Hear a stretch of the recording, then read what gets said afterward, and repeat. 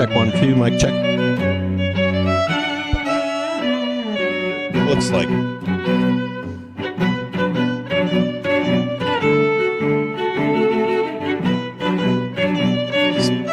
Gross.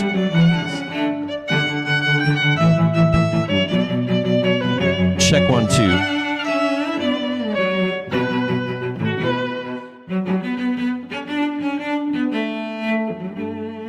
Oh, not even gonna say what.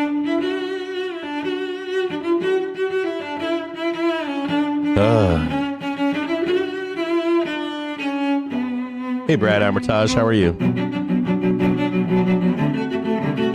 That sounds tinny, doesn't it, from the side? This is the type of microphone it is.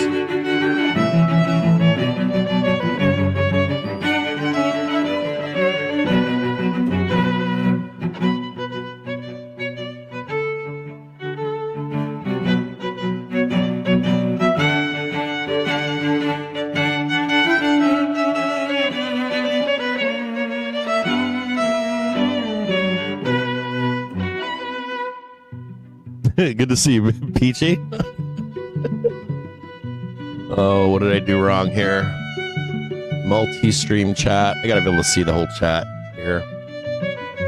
All right, so we're just change the chat. We'll get rid of this. Did I get it? I have some work to do. Oh, I can't feel like. Hold on here. I'm gonna delete all this. Check. Dude, what is it? Check 1, 2. Mic check. Check. Should I just delete the entire thing and start over? We like doing that, right?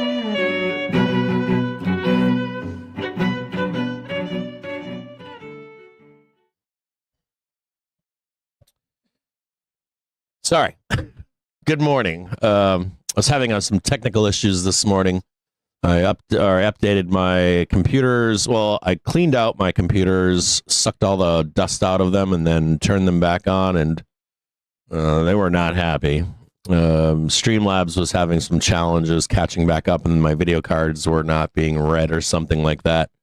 This morning we have lots of data. We've got jolts this morning, or just now we just had the jolts come through. Give me a quick second here. Dude, what is going on with this? Like, everything has been reset here in the background, so I apologize. Clear. And then United States, save. There we go. ISM services 54.1. The previous was 51.5, so that's lower. Forecast was 52, that's negative. Our economy is service-based. We'll talk about that this morning, I guess. We are expecting, though, an increase in manufacturing to compensate for some of the service-based economy. This is part of like what 2025 is based upon. We got some decent numbers yesterday, or mixed bag numbers yesterday. I believe it was yesterday. And then we just got jolts. What do we got here for jolts? 3.065 million. Previous was 3.28. And the forecast was 3.31. So more mixed data this morning. Let me read through some of this in the background here. Services is worrisome. Well, not completely worrisome. So I read an article yesterday from or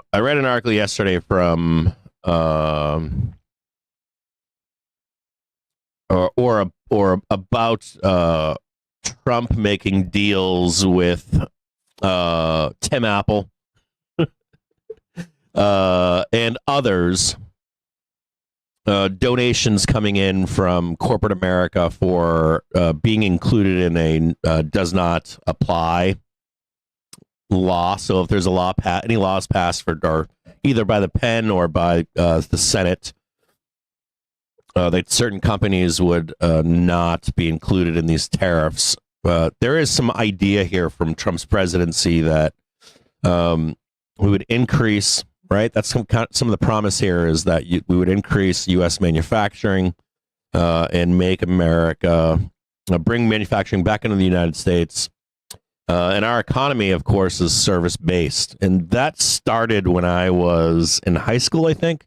And I was warned of that in high school and college, that we would turn into a service-based economy. I was also warned at that time when I was a young person that it would be the death and destruction of the United States. And that didn't happen in my lifetime. That was promised to me. Our economy kept growing. We turned into a service-based economy. Of course, it's dangerous today. It really is dangerous today. We can't build a destroyer in the United States. We can't build a ship in the United States. That's scary, right? Our capacity to manufacture is way down. Our capacity to do anything of quality is way down. And that's just from decades of not having progeny, right? Children, like I'm a woodworker, and you're now a woodworker, and now you're a woodworker. A familial history of that, of crafts, I guess. I don't know if it's craft or craft, maybe. For high quality anything. We outsource most of our stuff today, don't we? Or not most. We don't manufacture our growing crops and stuff. We haven't outsourced that. We've streamlined all of that stuff, but we don't have the ability to manufacture a lot of goods today in the United States, or even fully in the United States. We don't even have the dyes to make things. We don't have the skilled workforce to do that anymore in the U.S. So, and that does bother or impact the sovereignty of the United States to some extent. Now, whether I agree with Trump or not, there is that implication, right? There's the implication that work is going to go back to some Americans, and then also that we're going to bring some form of manufacturing back to the United States to compete with other nations that are a geopolitical risk to the U.S. So, and the expectation here is that manufacturing data will improve next year. So this services data is not good to see, and the other services data implied that it would be higher today, and it's not. So we'll take a quick look at this. Let me see if I can take a peek at this here. Well, unless I'm getting this wrong here. December read is better than the November read. That's good to see. The reading mark, 10th time the composite has been in expansion territory. Oh, so this is actually pretty good. Hold on one second here. 4.5% percentage points higher. Still missed, though, the expectation. And expectations are different on each website, so it might have missed on the website that I'm on. It's higher than it was last month, which is positive. And the trend, if you look at 2 months, is up. And the other thing, too, here in ISM services is if you look at 3-month trend, it's improving. November was low. December's higher. October, we had a high. So this isn't actually too bad. January, we look for a peak in January. And actually, December, I don't know what 2023's is. Let me see if I can check 2023 here. December of 23, we got a very low read in December of 23 of 50.5. So we're on a swing higher. Let me see if I can show you guys some of this stuff here. Let me see if I can go to... This thing never worked. I don't know why this screen capture needs to be reset every day.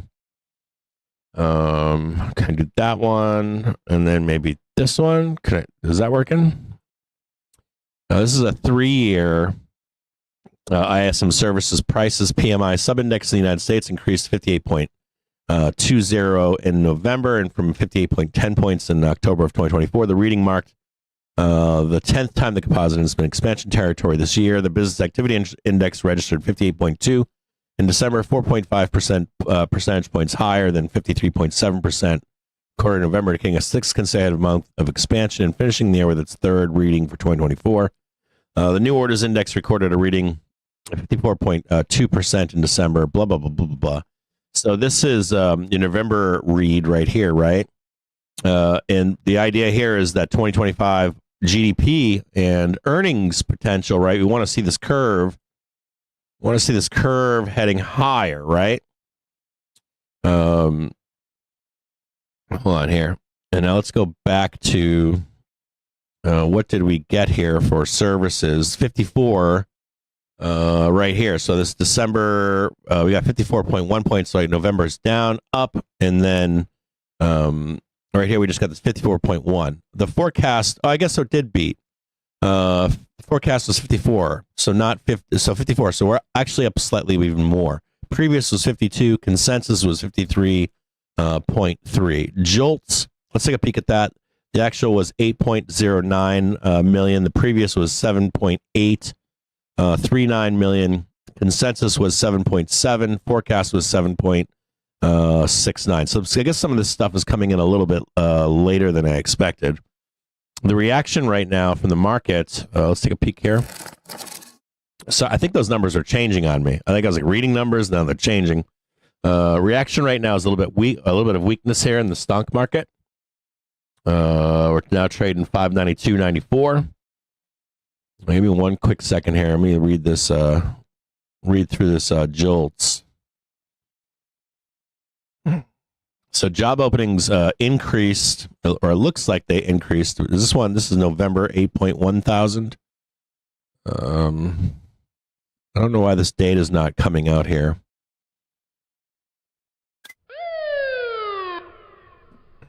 One quick second here. 8.0998, forecast 7.74. Traders no longer price in a full rate cut before July. And so there's a knee-jerk reaction here. I always find it bizarre. Like, I always find the market knee-jerk reactions bizarre. Traders no longer fully price in rate cut before July because the economy is doing well.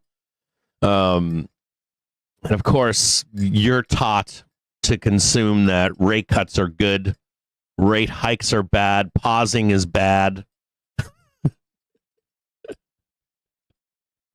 When it's counter,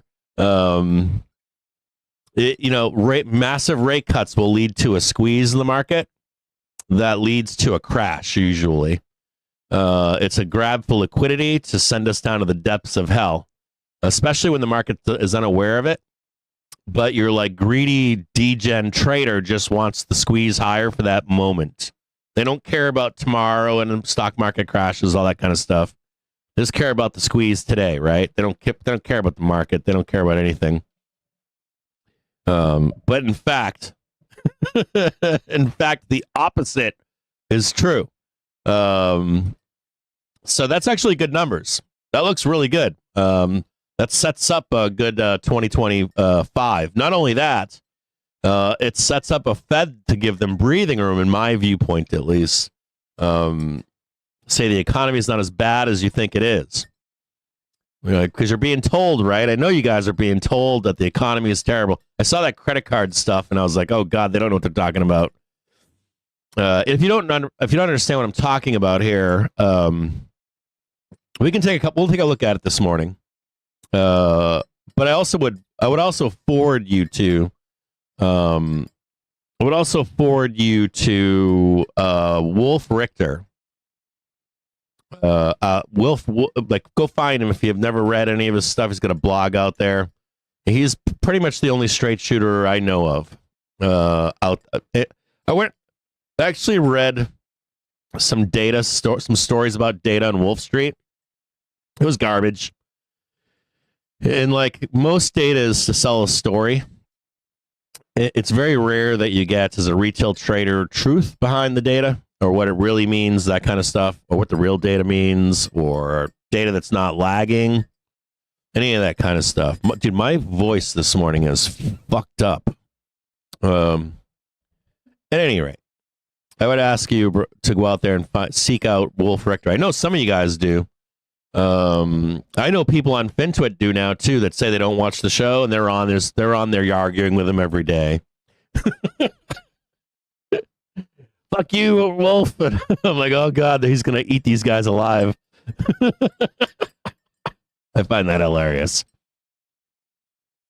So that's actually, in my view, that data is pretty good.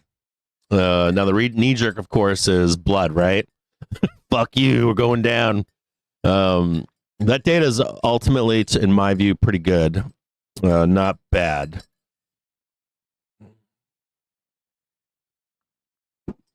Look at that. Look at that strong Dixie down there. Yeah. Look at that. Pamp the Dixie. Hold on a second here. All right, what do we got here? Let's bring this Dixie over here. America, baby.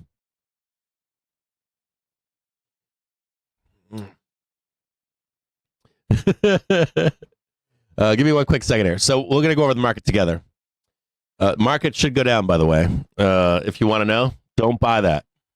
Let me just tell you, don't buy that. Is that clear enough?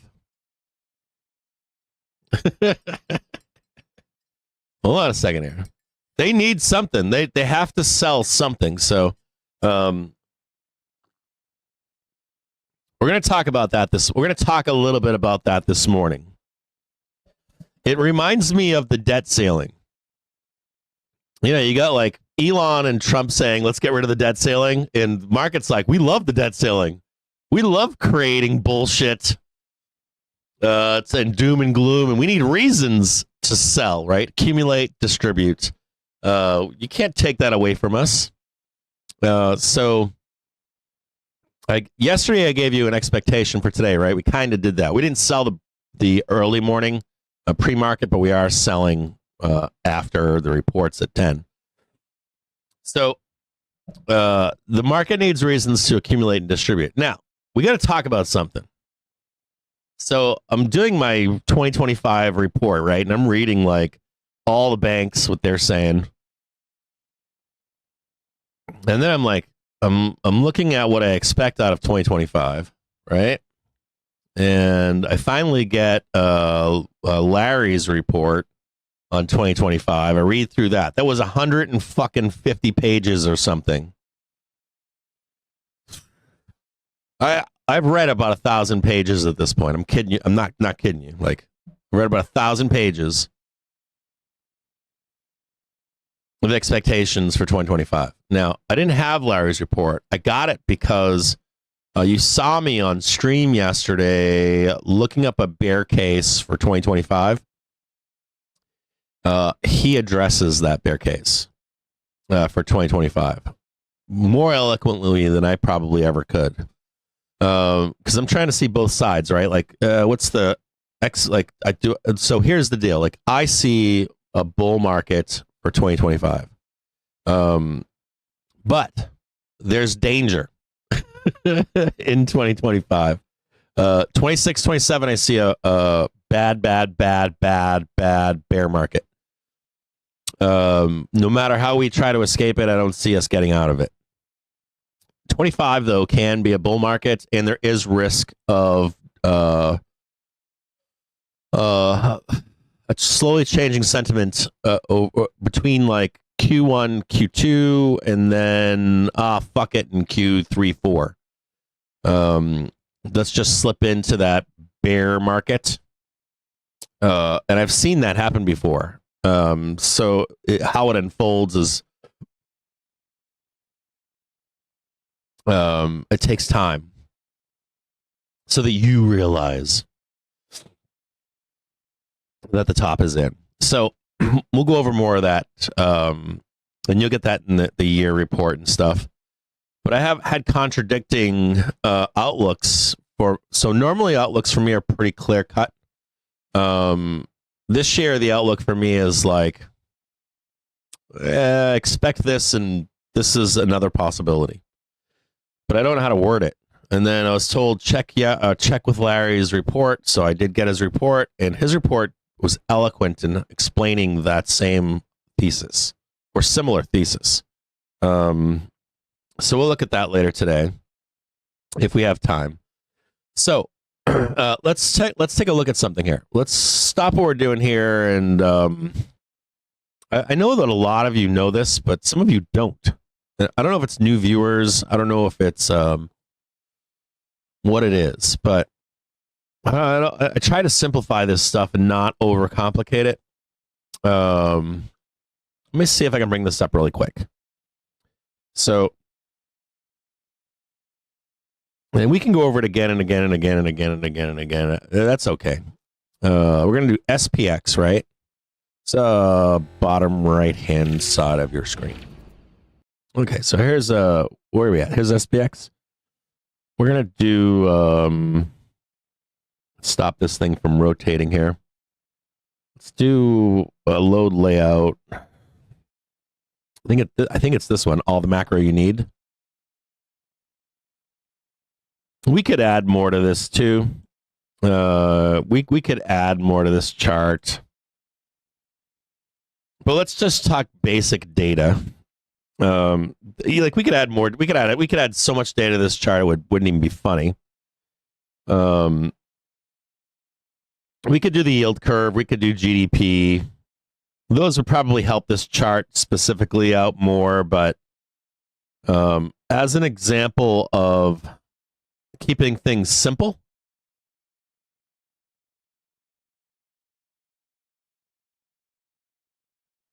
you can make this chart at home too. This is SPX. We could do Dow Jones Industrial Average for your blue chips and stuff. This SPX runs far enough back in time that for our purposes it works. But you could type it in a chart at home. You could make a new layout at home and create a layout on your trading view.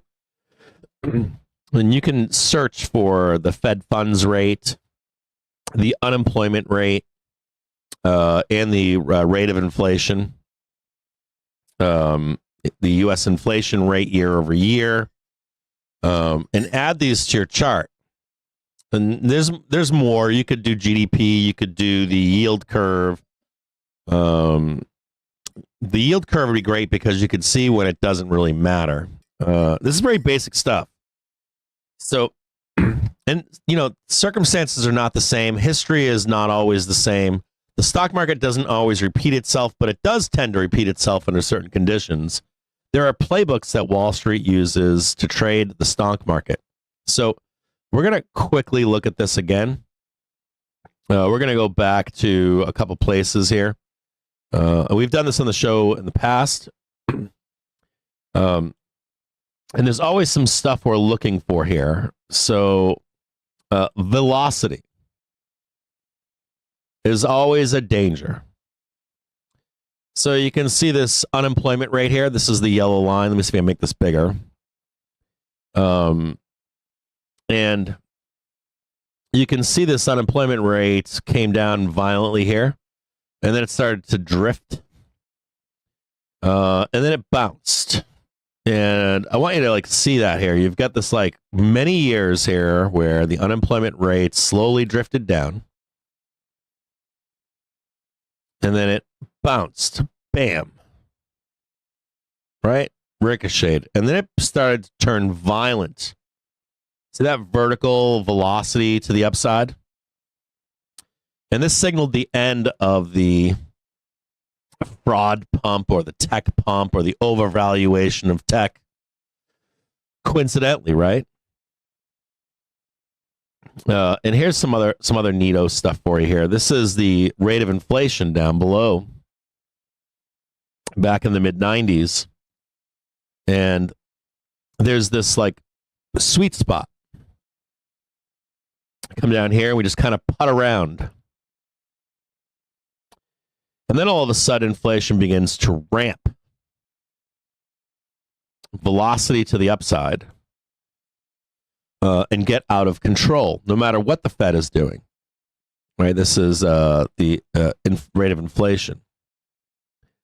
And then down here, you've got something kind of funky. This is the Fed funds rate. And I want you to be very clear here with you, okay? I want you to see this Fed funds rate during this time period. More importantly, I should say. So people say things to you like, We need to cut rates, Cap. It's the only way the market goes higher. Cap, rate hikes are not good for the stock market. And we have a prime example here of ramping rates in the early 90s, right? Pausing and cutting, and then raising. Cutting, and then raising. Before what? Major cuts, right? Cut. Bad data, right? So when you hear people right now saying things like, so we raise, we pause, right? Or we cut, we pause, right? Or like, say we're right here, right there. And you've got a cadence of bulls out there saying shit like, well, we need to cut really, like, just keep cutting. And the data demands it too. When you see that, the market crashes. So they're like, maybe the economy is good. So looks like Spoos is coming back again to test its hourly trigger. So in reality, when you're in a soft landing and data is flat to not having a it hasn't slammed down. We didn't get inflation slamming 2% and then ricocheting off of it. We didn't get unemployment slamming down to low numbers and then ricocheting off of it. And what you get is a soft landing. Now, this soft landing in here can be 1.5 years, 5 years, 1.5 years, 5 years, 8 years. The time, there's literally, there's no historical example since the Fed became into existence where we can say, it's going to be 1.5 years, it's going to be 5 years, 8 years, whatever.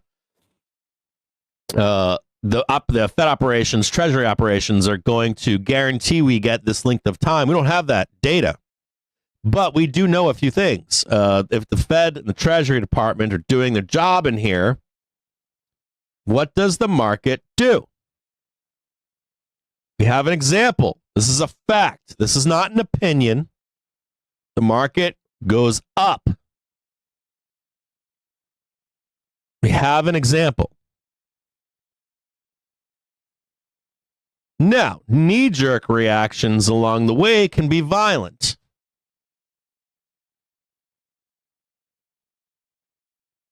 And we do have some example of violence here where we are not in a bear market. It's not a bear market, right? But we do have volatility and knee-jerk reactions along the way based upon some of this data down here, things that the Fed does or reactions to data. And this is counterintuitive. It's a tale as old as time where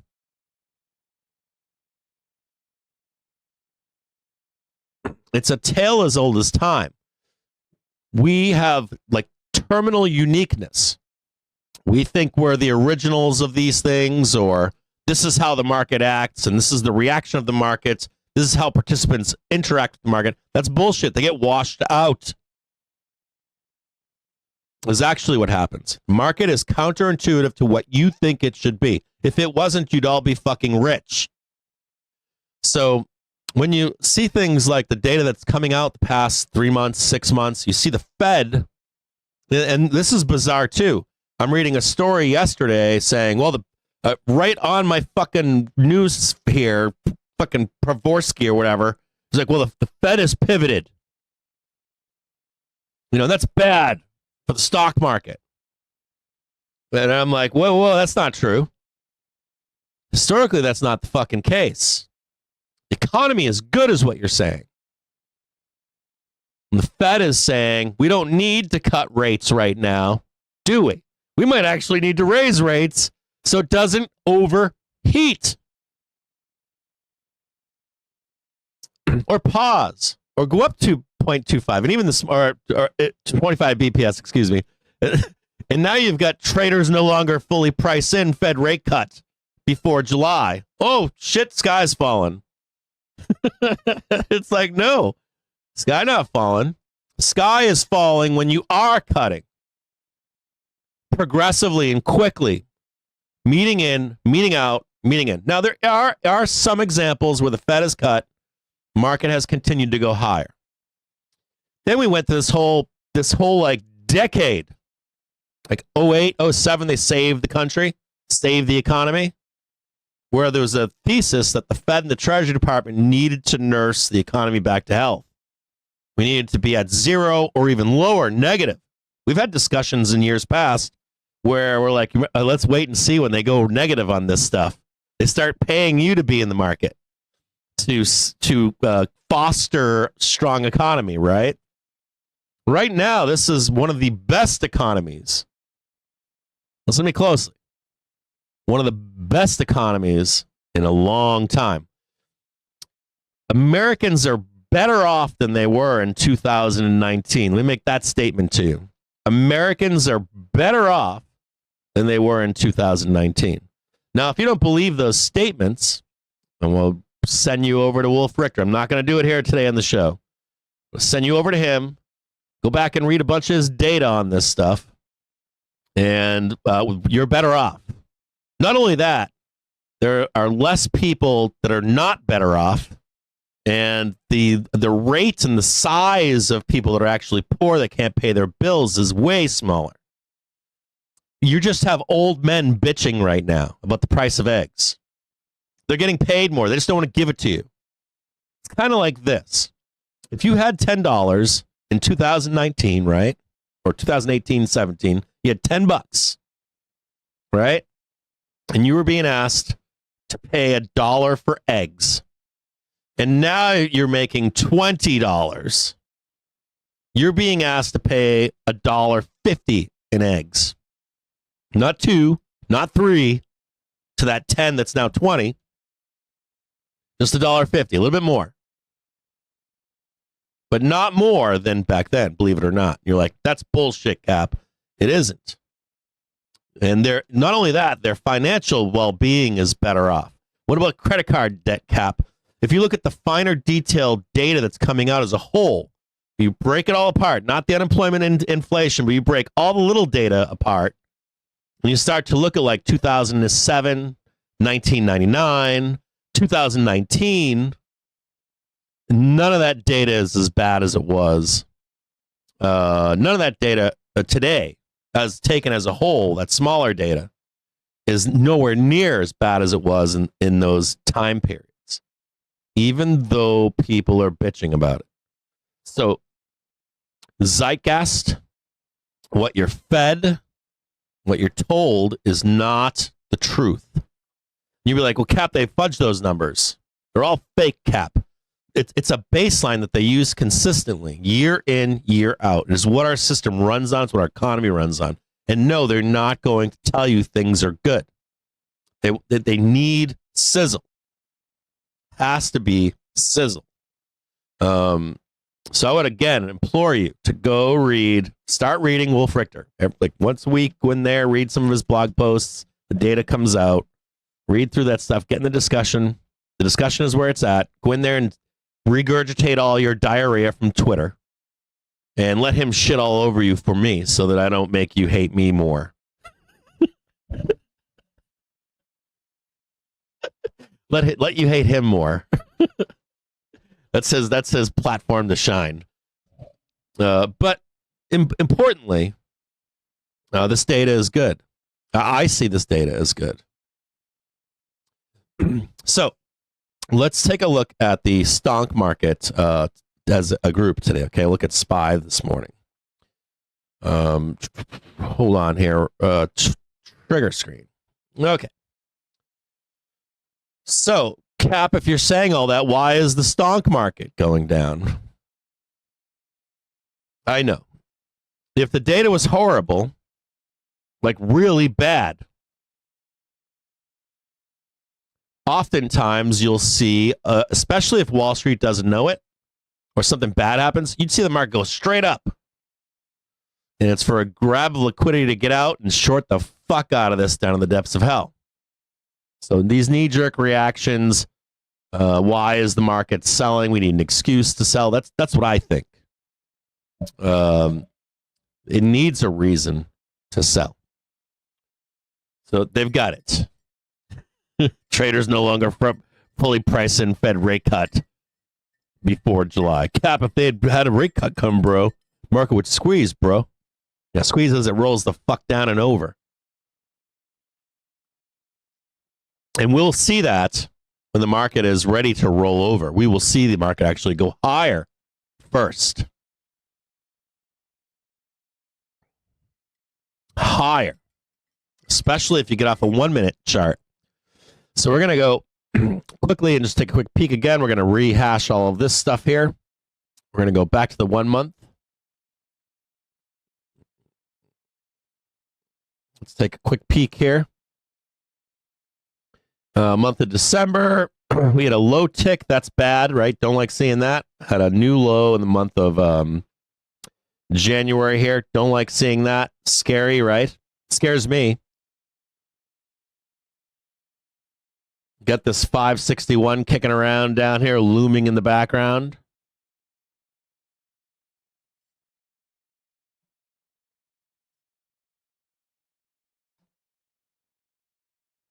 Doom, doom, doom.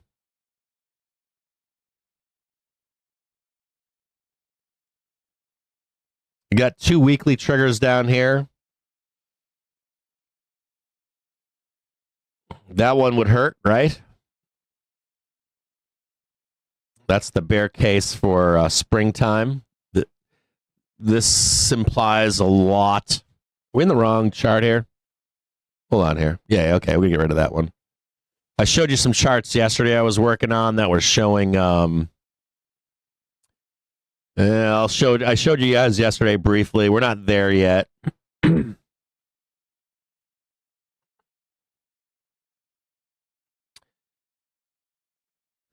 Some low targets here, right? 581.69, 562, 57.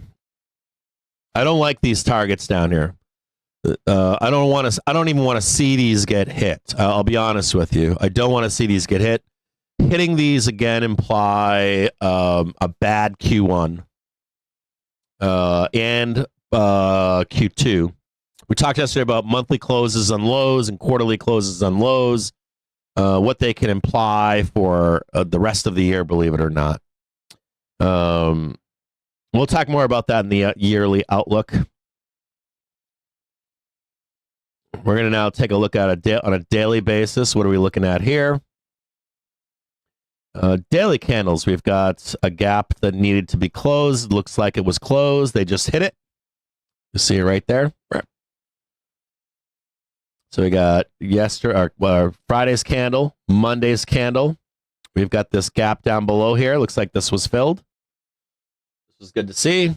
We're gonna leave. That right there. We're gonna draw it in daily. Right there. Maybe should we make that one red or something? I want to buy this, believe it or not. 4 hour, excuse me. So here's a 4 hour viewpoint. And look at this. We got 586.03, 588.59, 591.21, and trying to break through this right now, aren't they, to get underneath it? They want to get underneath this. Like, yeah, let's go downtown, Cap. Let's go. Let's retrace all of this from Thursday. I'm like, oh, I don't know. We got to hold this big D right here, don't we? Put this one right here. The 4 hour. This is the wick action. If you want to know where the pain is on this 4. Pain is right here. This is all pain, pain, pain. Pain trade is the number 4.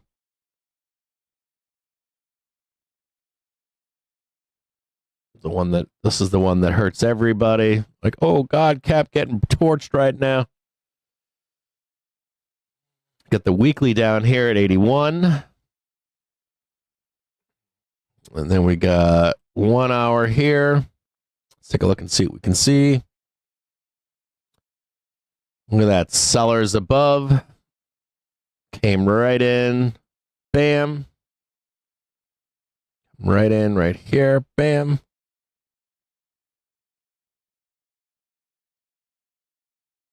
Getting a little nasty in here, huh?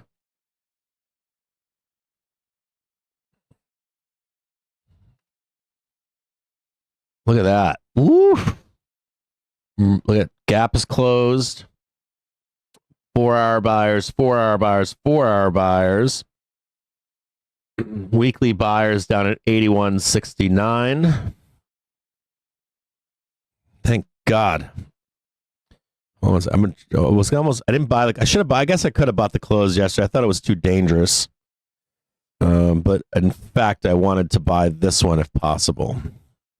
So hold on here. I got smoked on some zero dates. They were just so cheap yesterday. I was like, I can't not buy these things. It's like they were worthless. They were like pennies for zero dates. Hold on here.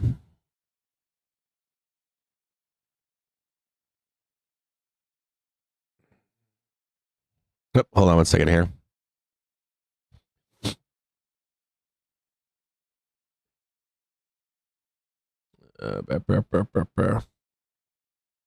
So we had the market coming up yesterday.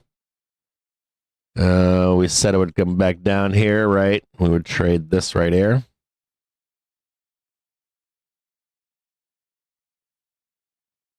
What's going on? We have some problems here. There we go.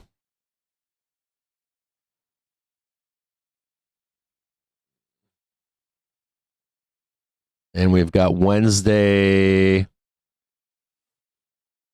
at 2 p.m., right? We also said that we've got data coming out tomorrow. We've got Fed minutes, and that they're going to try to get all the doom and gloom, all the volatility before we get to that Wednesday report. And then we also talked about how we've got data on Friday. So let's doom down here, right? They sell the volatility, then they come back to murder you for Friday's data, and then finally let the thumb off after Friday data. They don't really care what the data is today.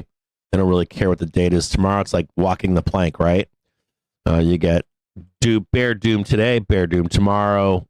We closed on Friday, so they let off the doom and gloom, torch more of your calls, come back for data on Friday morning, and they let off on you, right?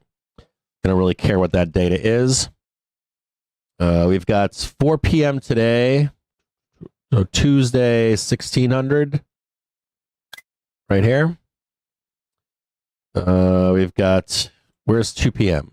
Wednesday, 2 p.m. So right here, let's draw it out over there. We could get there before. Doesn't have to be after. If you wanted to go on a smaller frame, like 30 minutes, let's say. You've got the note here too. You've got the failure of holding the daily trigger, right? We talked about that yesterday when we failed to hold and backtest the daily trigger. What happens? We know what happens, right? We give it all up. Am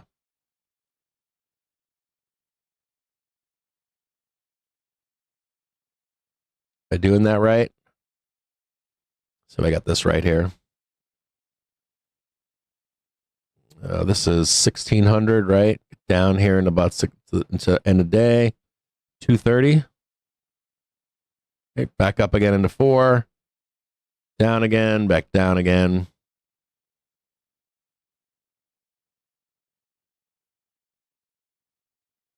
So let's say this is 930. Something like this. Something like this. Down into like, what's called at 9:30 tomorrow morning. Maybe 9:30, 11:30, somewhere in there.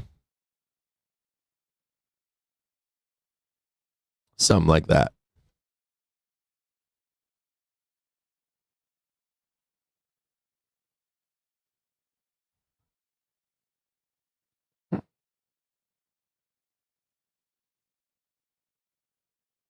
Whew. Smoking. Bring that over. Bring that over so you can see it. 10:30 right there.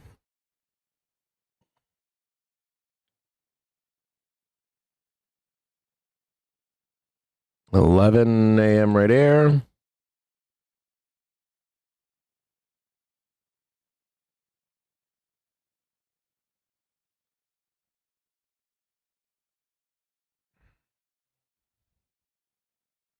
SPX. Blast underneath the gamma flip. Reject the daily trigger. Back down again. Let's look at gamma picture for this morning.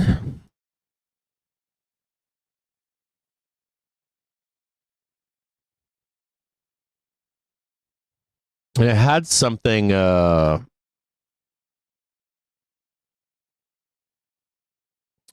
it, like, I don't know if it's the holidays. Put that right there. So the gamma flip is higher this morning. Traded up into above it, right? Traded above the gamma flip this morning. Came back down, sent underneath it. Back tested the daily or the half hour and the hourly trigger, and we rejected it here and here.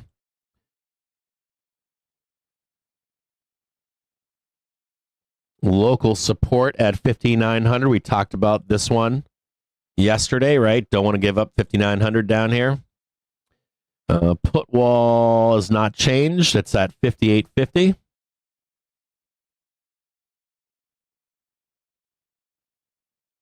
Here's SPX gamma.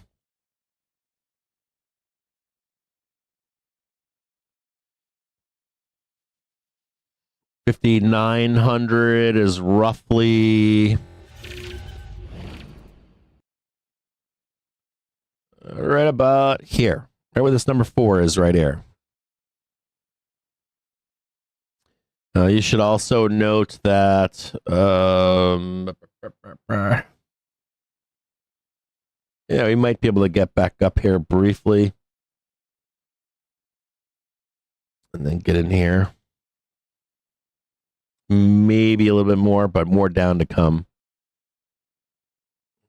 588.59 target.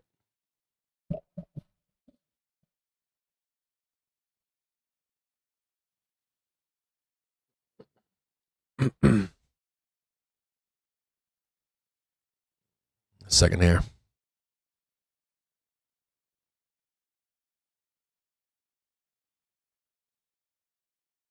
$82 million on that local support.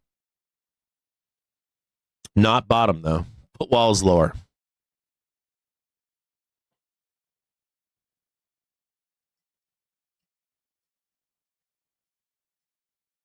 There's some good news here. I have some good news here. Better news than you think.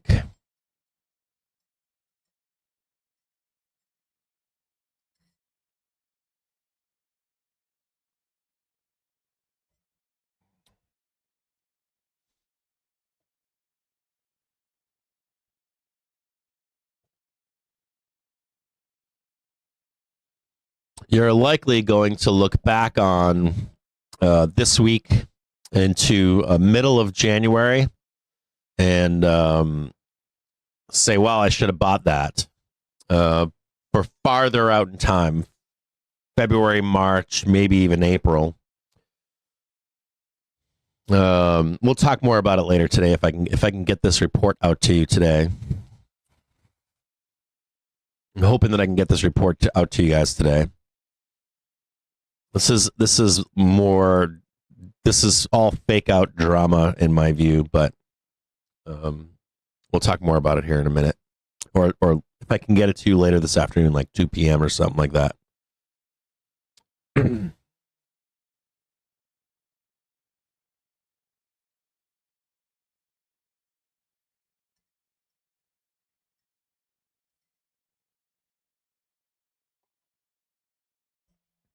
I had I'm getting older, So there's a lot of change happening in my life. There's like change in how I am, and my kids are getting older. I'm like entering a different phase in my life. My dog's getting older. My dog's gonna die. I think he's gonna die. He's getting ready for the late stage of his life. I got a call yesterday. I got actually a bunch of Facebook messages, and then I got a call too. I got a few calls.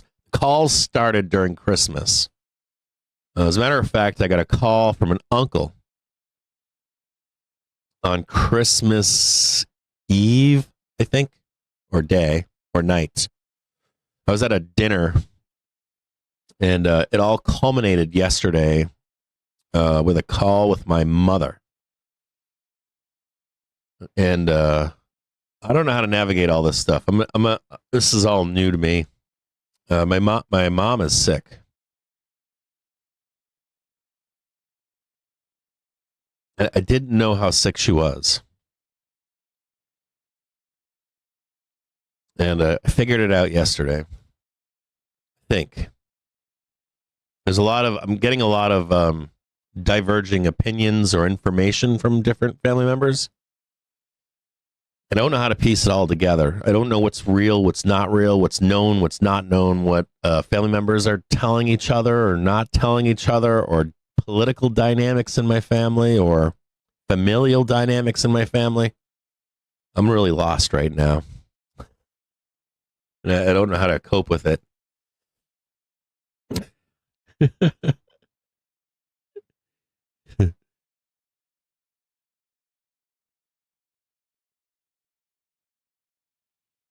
Hiya, baby. We're going to take all day to get down here.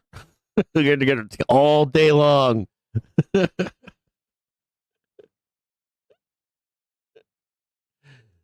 going to bring it up. We're going to trade sideways. It's going to be terrible. We're going to suffer through this entire Tuesday together. Up here is a big cluster of sellers. They're up here as well. This is where the big sellers are. So you can see it, where they all are. Now, if we get fucked in here today, like if we get fucked in here just like this garbage, I'll be mad.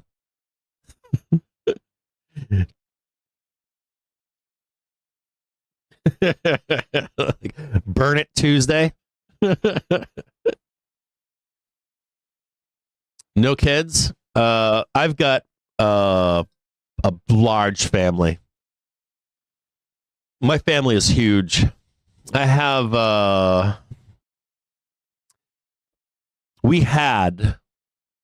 12 aunts and uncles on my father's side, 9 aunts and uncles on my mother's side.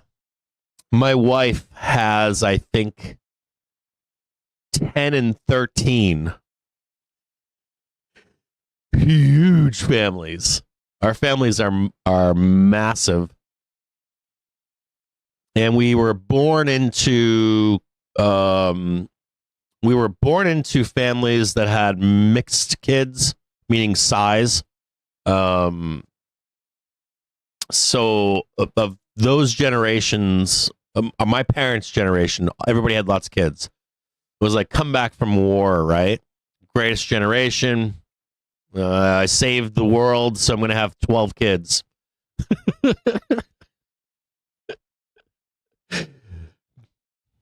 Kind of stuff. My generation was mixed bag, like 3 kids, 4 kids, 5 kids, 1 kid, 2 kids, no kids. So a little bit calmed down, right? And then in my generation, we started to see cracks in our local family, where people started to move away and do their own things, less regional family and more spread out. Same with my wife. Family starts spreading out. They start expanding across the country and the world, believe it or not.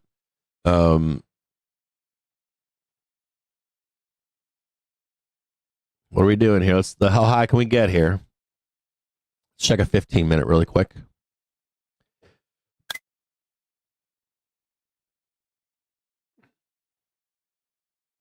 There's a target right here for you.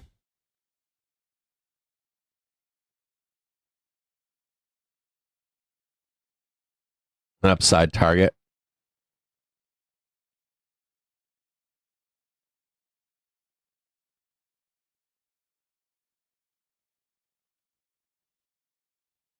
Hold on here.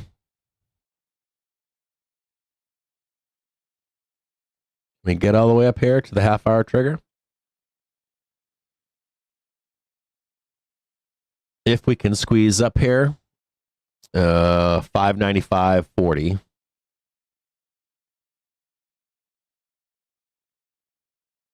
And that would put us into a big mess of should I get long here for this?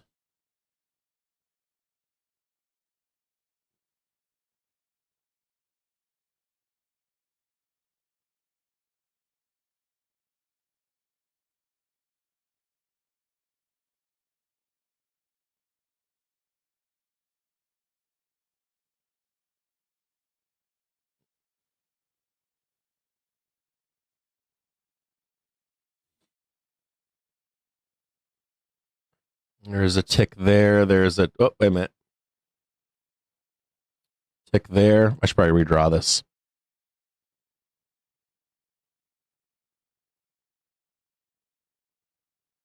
High tick down to the 1 minute.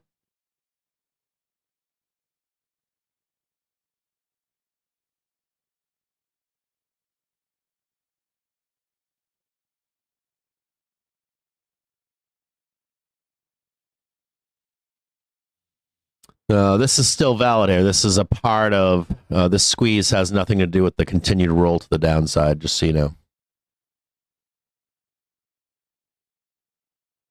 But this is valid here, the squeezing up higher. So my family and my wife's family expanded around the world. And we still have like family reunions, but those have tapered off too. As the older generations are getting older, putting those things together has become less and less and less and less. Who shows up, what year somebody shows up, or we're too busy with kids, or too busy with life, or too busy with this and that.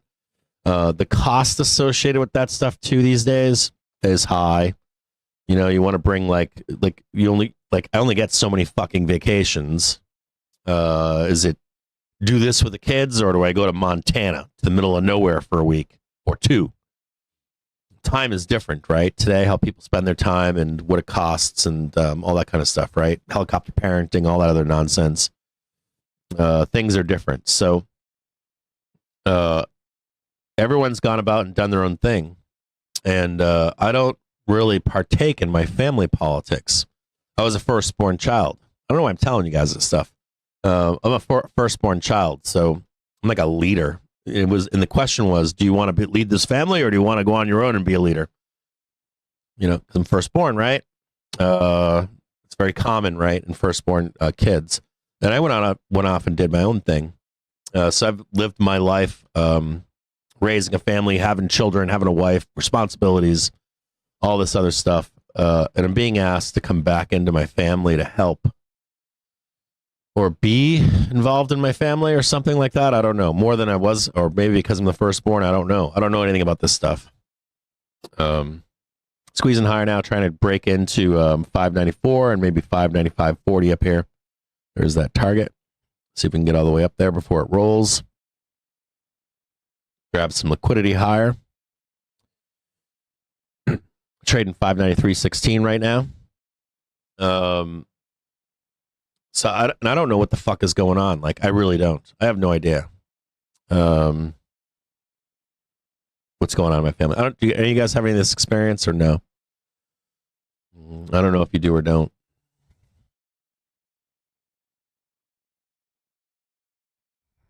And it's really bizarre.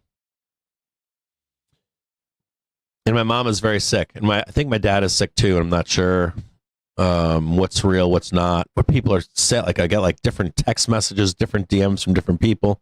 I think I have to contact my parents are moving from into it's not assisted living, but it's something where there's staff in the building. They lived like in the villages kind of a thing in Florida. Like you've got a house, you're in a community with other old people, that kind of stuff, senior living or something. I don't know. Squeezing up into the daily trigger right now, targeting 59405. Watch out for a pullback or rejection off this 5-minute trigger, and then another break above to 595.40. Don't get trapped inside of this mess in here. You don't want to see like this. They burn you on your calls in here.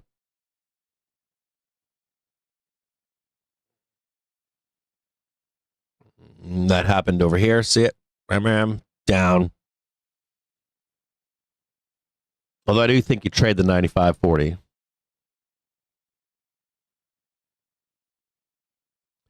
SPX trying to pull its pants up to come back into positive gamma off of local support.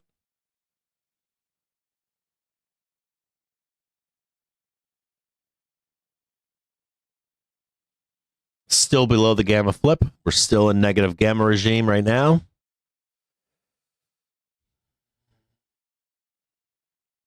So this weird place in my family, it's very disturbing to me. I'll be honest with you. I'm on the show with you guys every day, so it's very disturbing to me. I have a lot of thoughts and feelings that are coming through my head that I've never experienced in my life. And don't know what to say or how to act or even react or think about it. I told my wife this morning. I didn't tell her yesterday, but I did tell her. And I was like, I don't know what's going on in my head either, or my heart, or any of that kind of stuff.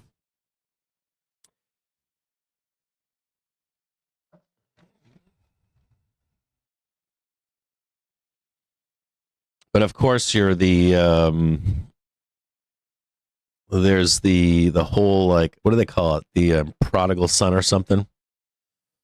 That shit's been playing out since I was 16.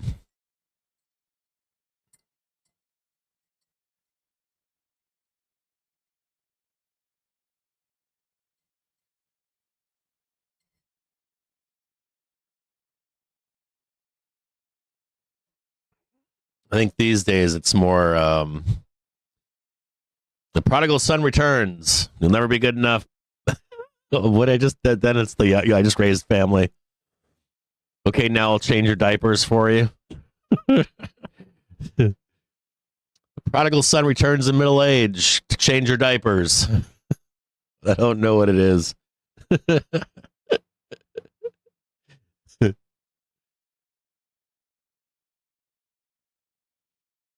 Yeah, I don't want to be that guy. I don't want to be the executor of estates. I don't want to be any of that stuff. I'll be honest. I have enough shit in my own life, enough responsibility. I'll be honest with you guys. My family's done well, or my siblings have done well. I would leave that up to them. I'm not that guy. I didn't spend my life, my adult life. Some family members are weird. Like, families can be really tribalistic. They're like, this is my mom and my dad, not your mom and your dad, kind of stuff. And I'm like, I got to go live my life. I'm out of here. I'm going to go have some fun. And then, of course, when it comes time, right, people play house and they play neighborhood, and they go to college, they go to a war, they move back home to where their families are, and they play house for decades, right? Of course, their kids grow up and leave. I had kids later in life. Like, you have kids young, then you get bored. And then you're like, oh shit, we need this guy to help. And I'm like, what do you need? Money? Money, maybe? Leadership? I don't know. I can do that, but I don't want to be I don't have that time, to be honest. To be honest, quite frank and honest about it.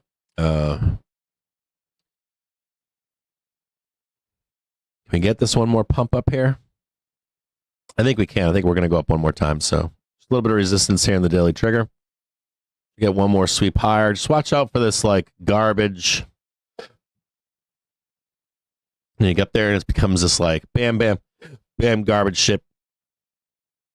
Zone of hell. And this is still valid for that zone of hell to flush us down lower.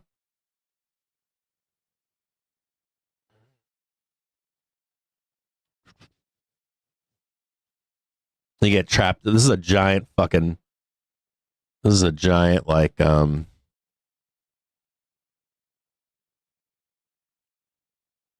this, and then this right here, and then it just becomes this like garbage, bam, bam, bam, bam, zone of hell between 95 and 91 until it kicks us above or below, which I think it's below, believe it or not. I'm still on the downside, more down, more down. We're not done going down.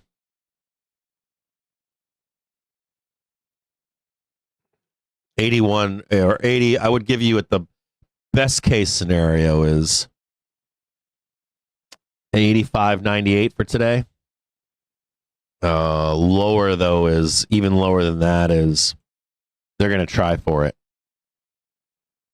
They're gonna try to blood this fucker either today, tomorrow, Friday. I don't know if they're successful. I don't have a fucking crystal ball, but they're gonna try, guaranteed. Best price possible. Whatever the best price they can get this week, they're gonna do it.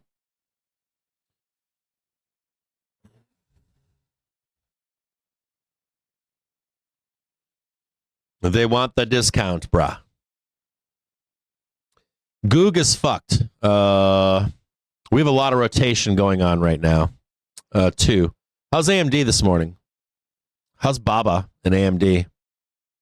I keep bringing up Baba, don't I? Or China stocks.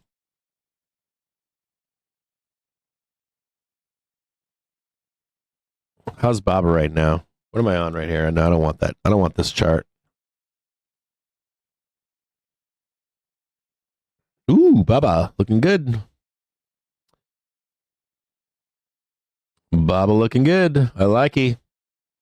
How's AMD doing this morning?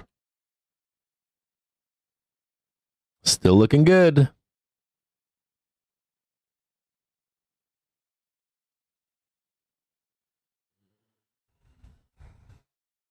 All right. So we have our major reports for today. Today is Tuesday, January 7th. We got our major reports. We also got ISM services, business activity, ISM services, employment, ISM services, new orders, service prices, JOLTS, job quits. We have an auction at 11:30, a 42-day bill auction. We do have a big one, though, at 1 p.m. today. We get the 10-year note auction. And the 10-year has been flirting. The 10-year has been flirting with... the yields have been flirting with 4.60. I'm not necessarily... Here's the yields right here. Not necessarily... Or I don't necessarily have like this... I don't necessarily care about yields going... Like, I care about yields going over 4.6. What I care more about is if they stay above 4.6. I got a problem with that. There's a lot of supply up there. Well, it's not really supply, but 4.6 is kind of like, if we're banging on it, I'm fine. If we stay above 4.6, I get a little scared for the stock market. But a little bit of weakness on 4.6 would be expected, and we're trading 4.69 right now. But we keep bouncing off of it and down. The market continues to go higher. We do have a lot of strength right now in TNX. Just gonna get rid of this here for a minute. TNX is saying, saying that it's strong right now. Hold, give me a second here. That's predicting doom and gloom to the stock market, but we haven't accepted above 4.69%. Hold on a second here. Let's check velocity really quick. I'd be like, how can you use velocity for rates cap? Yeah, there is a topping happening here.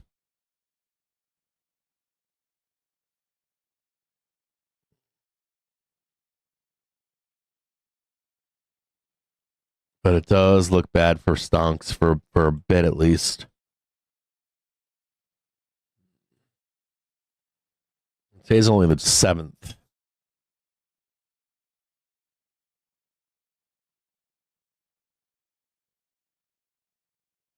We got an auction today for the 10-year at 1 p.m. To get those yields up to 4.7, we're going to have a mess in our hands. It'll be doomy and gloomy. Doomy and gloomy. But rates are almost at a top, too. So they should, believe it or not, TNX, or the yield, I should say, should roll. Not now, but should roll. Call it like mid-February, March, April. Believe it or not. And begin to roll down into those months. Mark my words on that. So I'm not quite yet on the 4.6 and higher holds. So I don't see the top yet. So, or the top of the market, I don't see it. All those inverted yield curve bears are going to be like, "Roar!" Sorry. You're getting another roll down here. One more roll down. At least one, maybe two. Time, baby. It's going to take some time. They're not letting us get up here for this next target here. Be very careful. Watch this back test here of the 1 minute trigger. Move that over. As long as this holds, it's still valid to go up. Like to see one more pump to the upside. Just back testing this 1 minute trigger. So it's 11:12 right now. We've got a 42 day bill auction at 11:30. 1 p.m. is the big one. They're gonna probably rope us in for that. And be careful because they'll have a hedge on the market for that 10-year auction at 1 p.m. This is 11:30, 12 p.m., 12:30. There's 1 p.m. This is the doom and gloom. And they got to set up in here, right? Park us right in here. And what are they looking for? They're looking for down into that auction. So between now and 1 p.m., 2 targets to the downside right there and right there. You see them?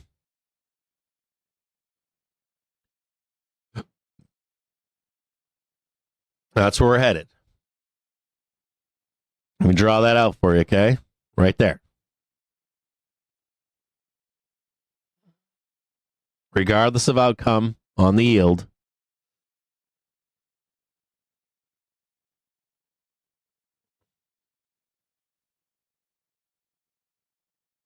you want to place the T off, it's up here.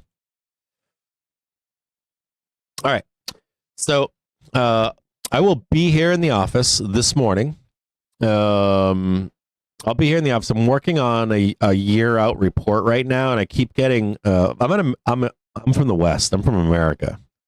America is a weird place. America is like a place where people value themselves on delivery, not the process. Process is taking longer than anticipated, and there's some monkey wrenches in this process right now that are bogging me down, and I don't know how to resolve them or reconcile them. I do, but I haven't put it to words yet how to reconcile them. So I'm getting bogged down in my expectations because they're not clear this year. The banks are setting us up for both outcomes, and both outcomes are not clear.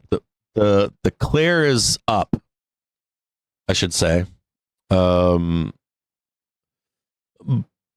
But there's most definitely in the background, there's like shooting star hammer candle stuff where there's this like whole trade. Like if you see like a major top on a market, like Bitcoin is a good example. I posted about this recently, either on Twitter or BluesSky. I don't know for sure. I talked about when you see like major tops in the market, it's not necessarily the top.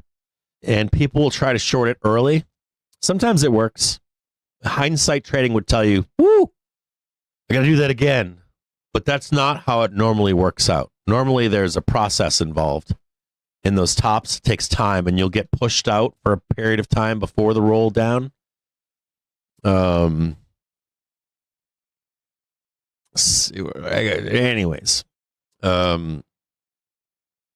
with that happening, it discludes institutions from going long there. It becomes like a retail thing where retail gets long and the bags are unloaded into your hands. It results, though, in higher prices. It's not necessarily a bad thing, but it does result in a major downside move in the market. It's not likely sooner, but they are set up for it in case it does happen. So we need like a plan A and a plan B for 2025. And the spring and the late winter is going to matter here. And yesterday I was working on it in the background while we were on the show, and I could see the trap for the market that results in this like fall giving up sentiment, like a macro sentiment giving up in the fall. I've been through that too. It's horrible. You're like, fuck, you're forcing me into it early. No, it just took 9 months, asshole, to make you know that this is the top. So, but that's not the primary outcome for the market.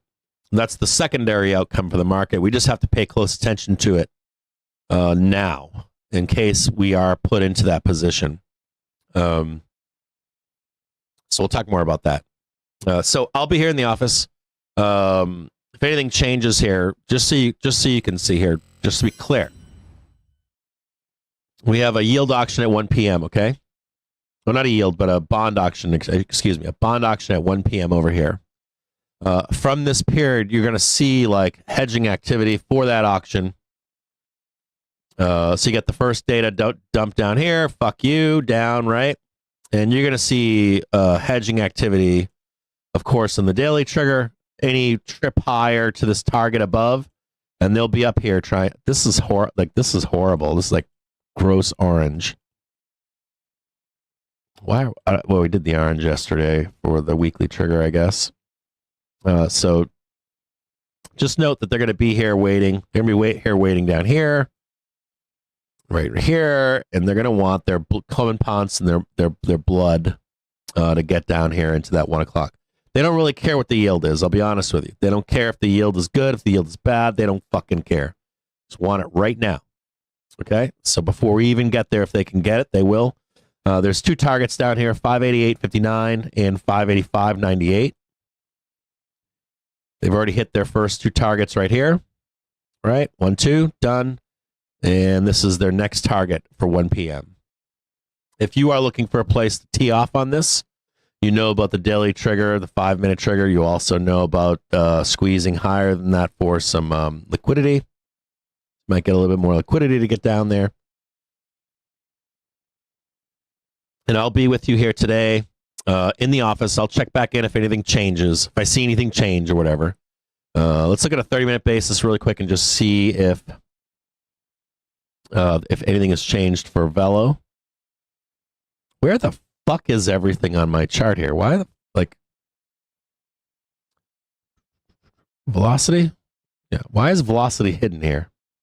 Like, TradingView sometimes sucks. And just note this hourly velo is getting bearish right now. You don't want to be here for this right here, do you? See that right there? See this hourly velo? You don't want to be here for that, right? Can velo come back up from zero line? Yes. But you would need to see constructive price action, right? So constructive price action would look like what? You would want to see price break above that target, wouldn't you? 1 minute trigger come up, 5 minute trigger come up, hourly trigger come up, stuff like this, right? So until we get up there, the risk is to the downside, right? You'd want to see this constructive price action. We don't see that constructive price action at this moment, do we? Nope. And this isn't constructive. If you call this constructive, I'm going to tell you this is danger. Danger. Danger here, danger there, danger right here. You want to see price break above, come back to test. Have triggers underneath you. Not breaking through triggers. This hindsight trading shit. You know, this is all where the money is. This is where the fight is. This is where easy street is. Easy street, hard street.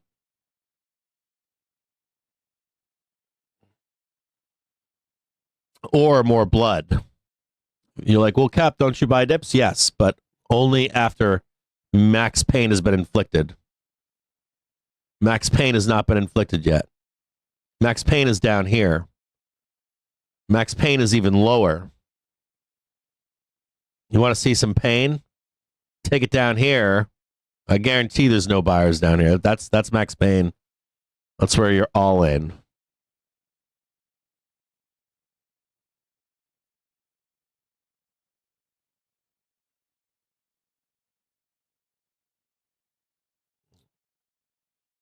That's where you capitulate, right? Bulls capitulate, right?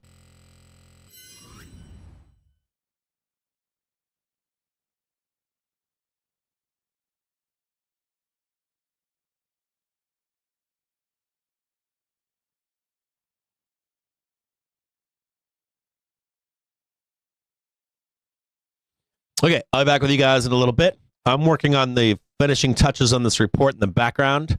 I'm trying to like put some of this stuff together so that it's enough. I don't want to call this finishing touches. Just want to say like put all the parts together and make sure I have this right for you guys. So you have a roadmap for the year, and I'll be working here in the background. If anything changes, you'll see me pop on this show to answer questions, or if we see anything crazy happening, anything like that, anything like crazy news. I'll come on the show. I'll also put up. Let me close this right here. I gotta close some of this stuff so that we can not blow up the show here while I work in the background.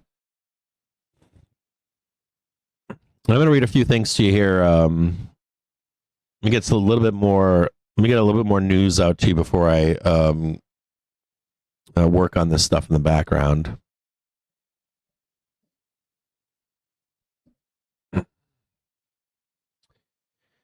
What do we have here? Meta is ending its third-party fact-checking program, moving to a community notes model. Bloomberg, nearly 24 companies flocked to U.S. high-grade bond market on Monday, making it the biggest day for issuance since early September as risk premiums stayed persistently tight. Syndicate desks are calling for $50 billion of deals this week. Between 175 and 200 billion in overall in January as demand for corporate debt remains elevated. Pravorsky this morning saying the big $800 pound gorilla is still the rate market. Term premium and real rates, which needs to stabilize, come lower. Global markets, nope. What else do I see here? I'm just going to read some of this here. Is there anything that's important?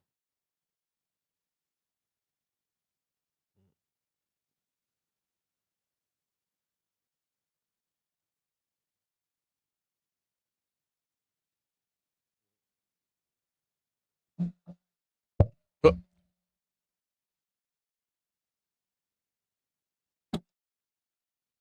So I can read anything else here too that's important.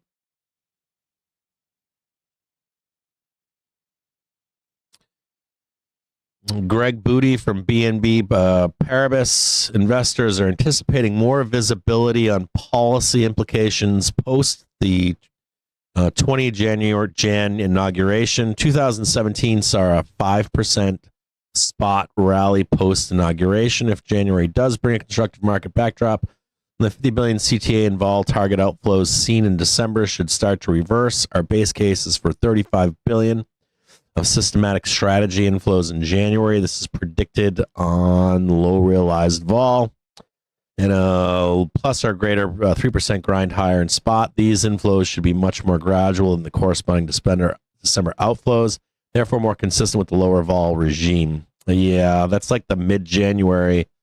We should ramp mid-January. CTAs, COTs will be done.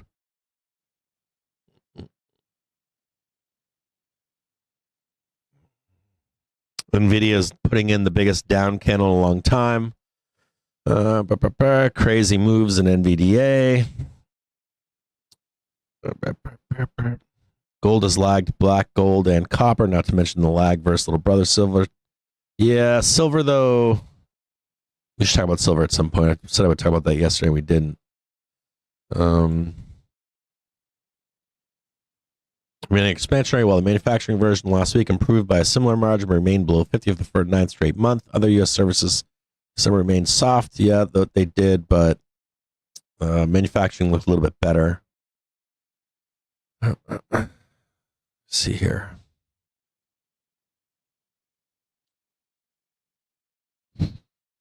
So Trump has now announced the $20 billion Rack price action frustrates the crowd. It shouldn't. Properties. This is just best price in January for a monster fucking move into April. That's what it really is. What else do we have? Oops, sorry here.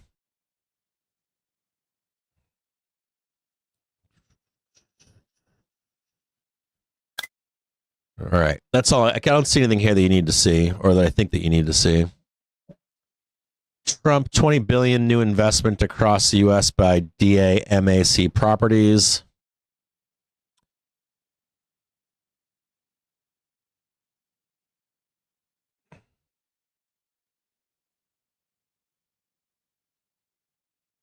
Oh, God. I can't read this shit. Trump is to announce $20 billion investment to build new data centers. I'm assuming this is Saudi Arabia doing data centers in the U.S. I don't know exactly what this is. So Trump adds further details, saying the first phase is in Texas, Arizona, Illinois, and Michigan. I guess Saudi Arabia is investing in Texas now. Oof. All right. I guess Saudi Arabia, make America again.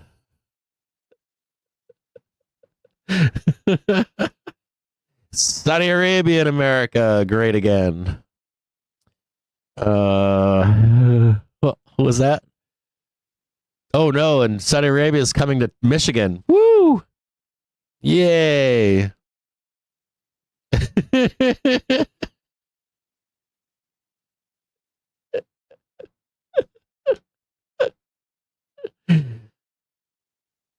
I would have thought JPM or GS would have done those investments for him. Man, yeah, oh god. And then I spent more of last night I also spent more time in the rabbit hole on AI. Fuck.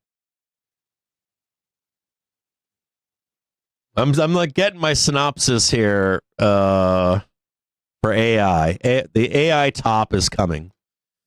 2020 or mid to late 25.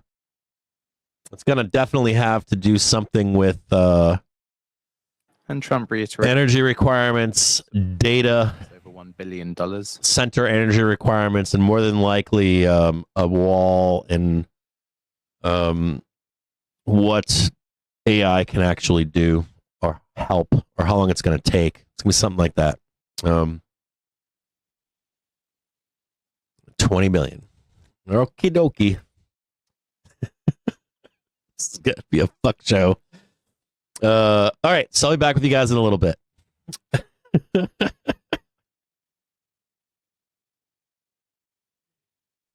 God. Guys, fucking between that and like NVIDIA's chips melting, like overheating, and the size of the chips and the data centers, the cooling, the racks aren't fucking right. Oh. He didn't say AGI next year. He says he thinks we might be in it. Sam Altman thinks we might actually have already hit the singularity right now, just don't even know it. He said that, but he also said the week before that we might have already hit it and just don't even know. There's danger in the singularity, right? You might not even know if we hit it. It's too fast for you to even perceive. If it even allows you to know that it happened, right? I know a lot about this stuff. I think I do know a lot about this stuff. I don't talk much about it, but he said two things. He did some two-faced stuff, but these guys are all looking for money right now, too. These guys are looking for investors. So they'll say anything, too, right? Altman included in that.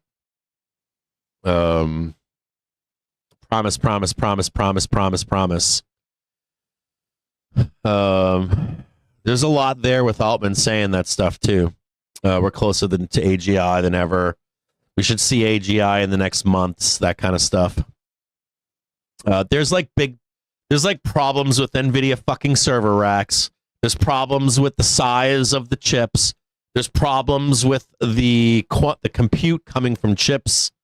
Like what we're using, actual chips to do the compute. We have major energy issues, and then the return versus the input is a problem right now. And we're in the season of wanting more money. If the market's going to roll, let's say in 26, 27, you need to get as much money as you possibly can now, right? And then we're having an announcement this morning of more data centers being built, and we've got who on the hook? Dubai, right? Because that money is bullshit, right? They just like a printing money machine in Saudi Arabia, right? So they don't care if that money burns to the ground or not, whereas an American company does care, right? Service for the price of 1 month. And don't get me wrong, I was an early adopter of where the price of NVIDIA would go, but there's likely a top. And it's likely going to be those things I just mentioned to you will be brought up in some format or come home to roost. But it's not today. So it's not today. It doesn't have anything to do with the price of fucking NVIDIA today either. We've seen all this before. We saw it before in the bubble in 95 to 2000. And then we also saw Apple go to fucking $2 or something insane like that. So I can't be told this can't happen. I see NVIDIA going to like $20, maybe 40. Not now. Don't short that to 40 right now because it's gonna keep going up before it comes back down. Drone swarms, Neuralink. I'm not as afraid of drone swarms as I thought I might be. I'm not actually afraid of drone swarms. I'm not fearful of them. I am fearful of AGI. I am afraid of AGI to some extent. True AGI. But like some of this, like so I read, like I haven't read them in a while, but a few years ago I spent some time reading learned language models from the 60s and 70s for my own code that I write, and none of this shit is new. Like zero new. All this stuff's been worked out. All this stuff was worked out in the 1960s, early 1970s. Theoretically, at least it was. There's nothing really new here. Or nothing breakthrough. Nothing like of size. Like a size breakthrough. Like, hey, we just invented a nuclear bomb. That has not happened. Hasn't happened with rockets. Hasn't happened with tech. None of it. It's all already been worked out. Shit was worked out in the 1960s and 70s. It was actually proposed to be worked out in the 40s and 50s, and then it was worked out in the 60s and 70s.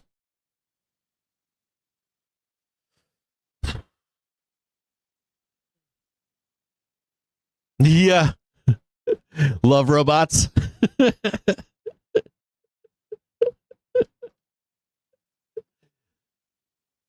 The Biden, so Trump's on a tear today too. By the way, just heads up. Trump reiterates expedited reviews for investments over $1 billion in the U.S. Oh boy, we're already seeing some of the impact of this, right? M&As are going off like they're popping right now, right? M&As going to the over-the-counter market. You just see it's everywhere. Trump interest rates are too high.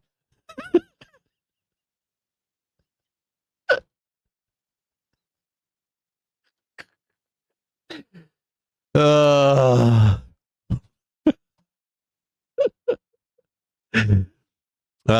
the Biden ban on offshore oil, gas drilling in vast areas will not stand, and I will reverse it immediately.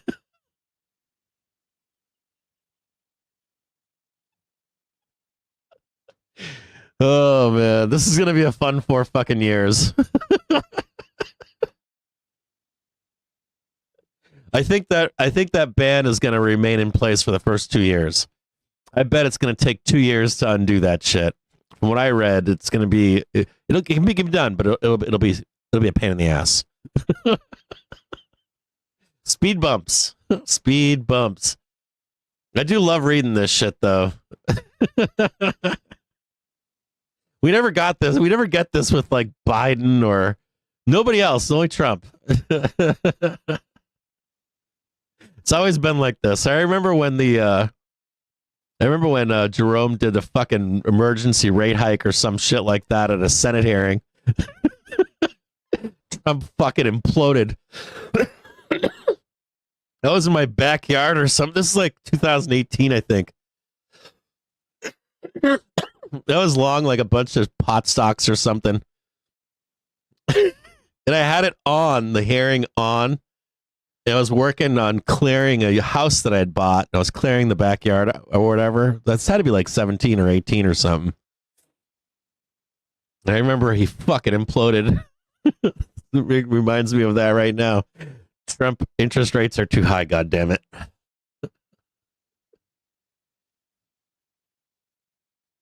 You didn't trade those years. You don't know what you're talking about. I'm talking about the Trump trade. You're out of your mind. Probably weren't even a trader then. All right. I'll be back with you guys here in just a few minutes. You guys are conflating two different things. I'll be back here in a little bit. I'll keep you updated if anything comes across the wire. I'm talking about every fucking president in the history of this fucking country in the stock market. This guy's going to be fucking trading on Robinhood and the shitter before a press conference every day. I'll be back with you guys in a little bit.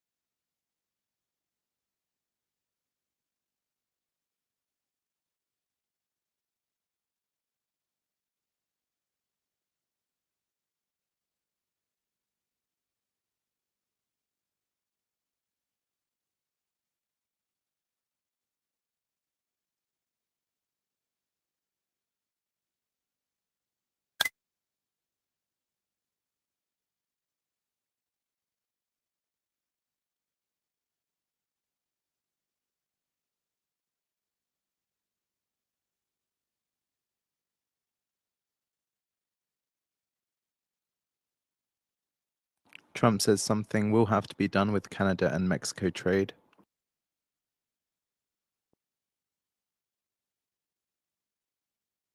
And according to a court order, the US judge temporarily blocks special counsel Smith from releasing report until appeals court acts on request from Donald Trump's co-defendants.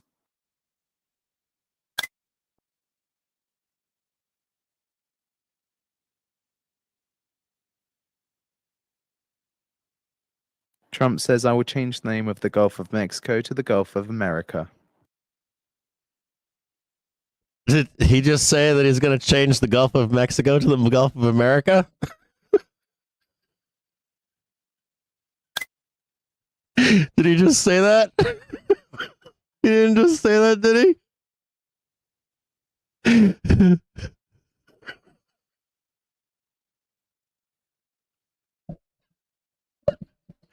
He didn't just say that, did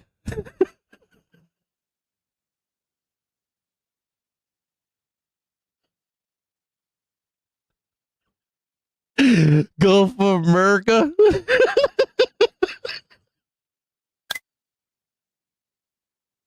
Protect your trades from macro headline risk with Financial Juice Pro. Well, yeah, I mean, there's like a well, it makes sense because the rate of inflation does dictate the rates, but there's an implication that that inflation is going to rage here. So, all right. So Trump wants lower rates, right? I get it. And it does reflect inflation. We should lower rates if inflation is coming down. But the idea here is that Trump is going to create inflation. Actually, I don't think that he does, though, right away. He will eventually, but not right away. Hold on one second. That's a complicated answer. His answer is correct, but there's a regime change coming up, right? A policy change is coming. Here, let's talk really quick. Hold on here.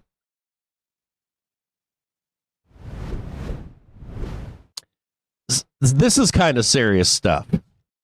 Like or don't like Trump doesn't really matter. What does matter is that we have a regime change, right? We have a new president coming into office. We have so it wasn't as much of a mandate as you would think it was. This election, I thought it was a larger mandate too, but it wasn't. It was razor thin. And originally I thought it was a bigger sweep, but it's not. It honestly is not. So, he is a lame duck president. Let me just put that out there. That's just the facts. The lame duck president. He has a small margin of victory. And he has a small control in the. He has less control in the House than he does in the Senate. In reality, now Trump is a firebrand, right? We know that he says a lot of stuff. He's very like low context, high speak. You know what that means? Anybody that's taken sociology, psychology, anybody's been to college here? Like, says a lot of stuff, doesn't mean what he's saying, right? But he owes a lot to his base, and he owes a lot to people he's promised over two terms, or the first presidency and then this one. He's not been able to follow through on. It's very similar in some ways to Obama's first presidency in particular, this presidency for Trump. He doesn't have a lot of time to get what he needs to get done for MAGA or for the oligarchs or for business deals. So it's a really weird place that we're in, where he can possibly lose the House in the next election in 2 years. 2 years from now, soon. If he lost control of the House or the Senate, it would automatically make him lame duck. No one cares. That includes his own MAGA. people, right? So now you've got that going on, right? Then you have the deal making that goes on in the background. No one like greedflation. You know what greedflation is, right? Even if you're MAGA, if you're an elected official in the House of Reps, and you're like, hey man, I'm Trump, right? Hey man, we got to get all this stuff done, right? For making America better again. That person is greedy. That's why they're politicians. That's why we're here.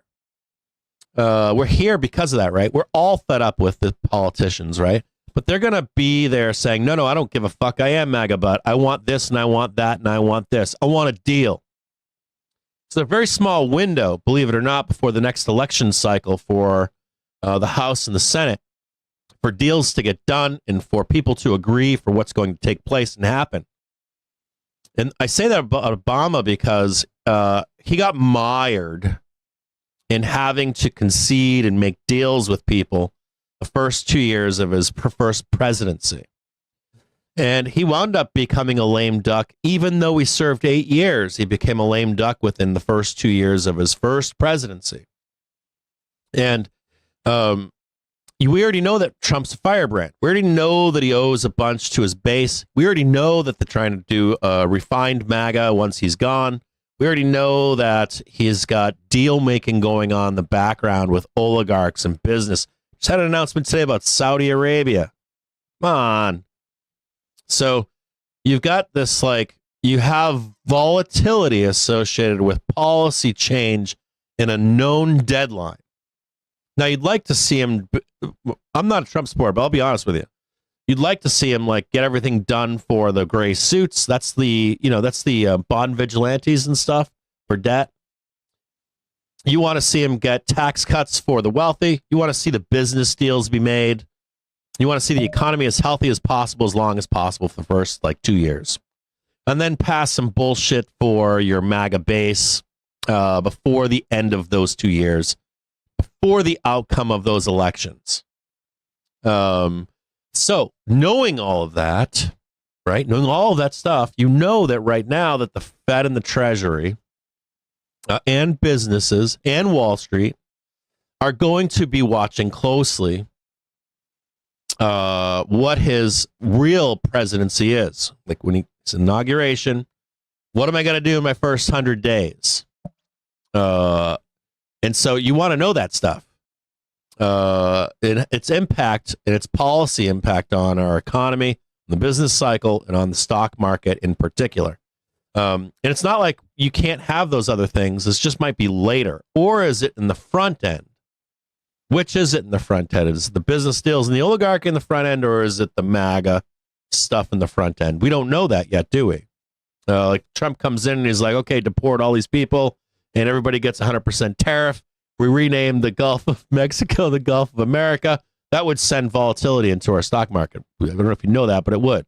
Those promises. If those promises come in later in his first term, like maybe I don't know, a year and a half into his first term, where they get or voted on, or the bills come to the table and they're voted upon, sent up to the Senate, that would be more likely, I would think. But it's still unknown. So yeah, the volatility is... So when the Trump's talking about how rates should come down because of the rate of inflation, he's correct.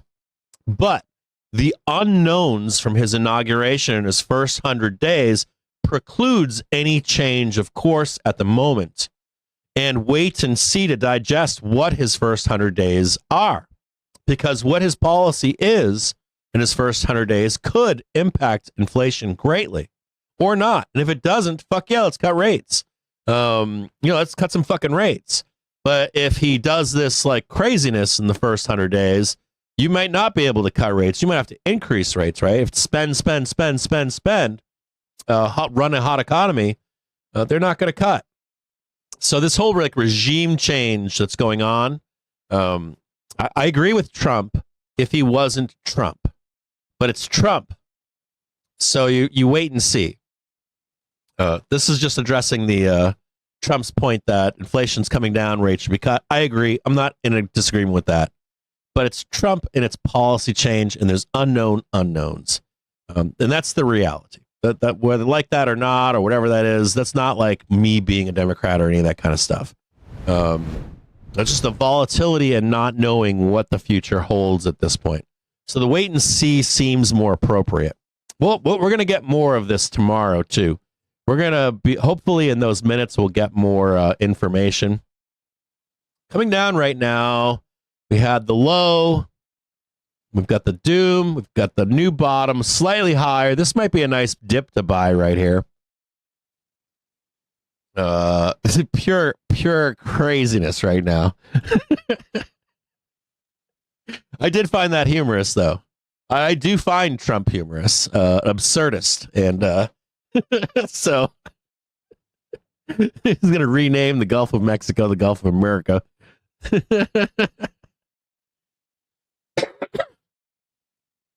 Oh God, it's gonna be a ride. No, I just think we fade and float down here into this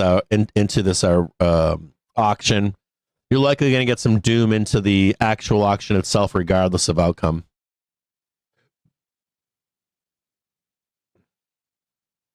Never forget too that Fed's funds rates is bullshit. Bullshit. It's just gambling. Like the Fed futures fund rate is just gambling on unknown current information.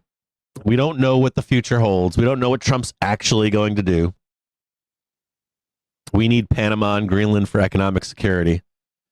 I think you're going to invade Panama personally. I think he invades Panama and Haiti. I think it'd be a good win for him. Like the end of his presidency, to be honest with you. I don't want to see him invade Panama. I think he's going to be approached about it. Yeah, the content president, exactly. I've known Trump long enough. Like before he was even president the first time, his wading through the stock market. Trump's saying also we need Panama and Greenland for economic security. I think they make, if we head into this like World War III environment, Cold War in 27, 28, and it doesn't become like straight fighting with Russia and China, I would put Panama on the plate. This is a playbooks from like the 70s and shit. Oh man, early 80s or late 60s. I don't see Greenland in on that. Maybe more U.S. military presence in Greenland. He ain't buying Greenland, I can assure you of that. Maybe that would keep him happy.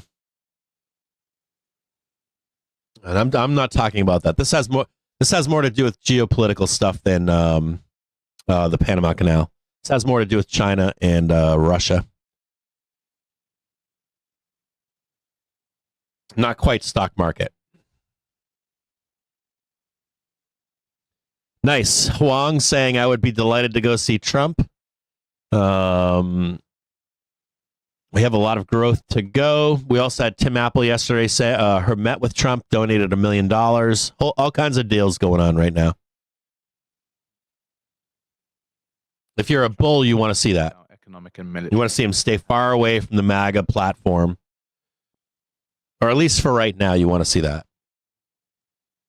You don't want to see anything with like the Trump, Elon, Vivek, like we're going to crash the economy for a small recession. Maybe we'll go into a depression. You don't want to see any of that nonsense be a part of actual policy for right now.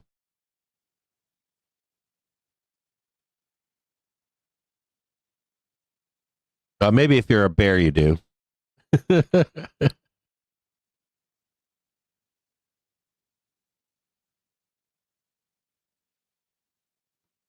And Trump says NATO should be at 5% contributions. We already burned your White House down once. There's so much information here from Trump. It's not easy to wade through. It is not easy. It's not meant to be easy either. Okay, I'll be back with you guys shortly.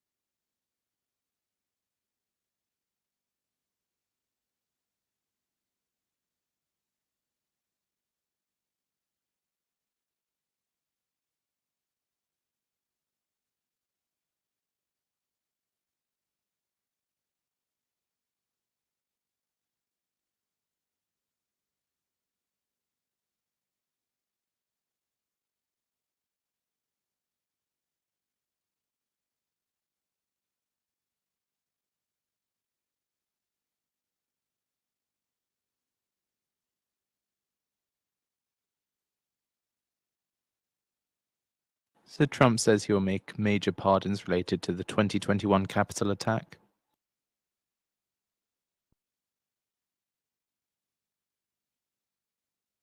Yeah, I'd put Cuba on that list. I don't know if Cuba can be. I think Haiti is probably the better candidate, the easier candidate to secure a win. These playbooks are like all of these playbooks are like Coolidge bubble. If you ever want to look this stuff up in the background, look up like the Coolidge stock bubble. This was the run up into 1928.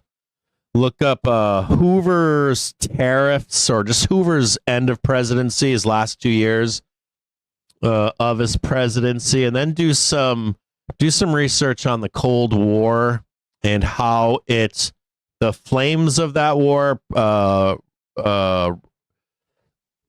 raised around the world. Like, where do we see flare-ups? And there was in Central America, South America, usual suspects in the Middle East, and then some European stuff too.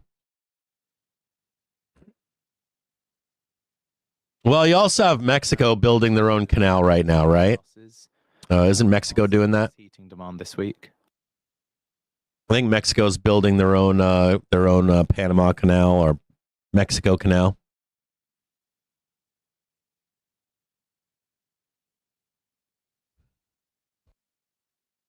All right, I gotta get back to what I'm doing here. All these tweets from Trump, man. Oh my God. We're going to be changing. He didn't even say I want to. He just said we're going to be changing the name of the Gulf of Mexico to the Gulf of America.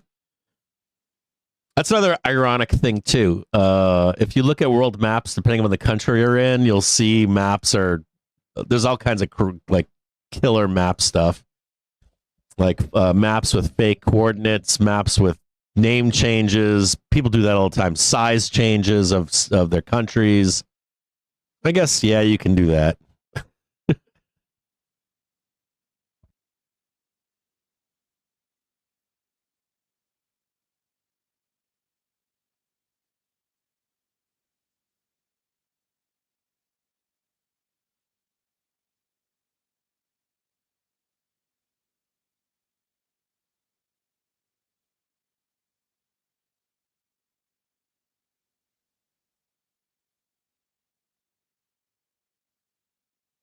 Yeah. Take on Canada, the rest of the world. I don't think we're taking on anything. I think that's why you invade Panama and Haiti, because we can't take on anything.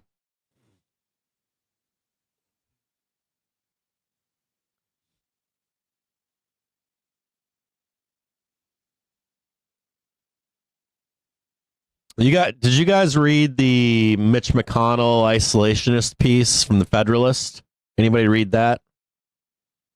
And did anybody here read the Mitch McConnell piece? He did it right, I want to say Thanksgiving or near Christmas. He did a op-ed. I think it made its way to WAPO and around the Horn there.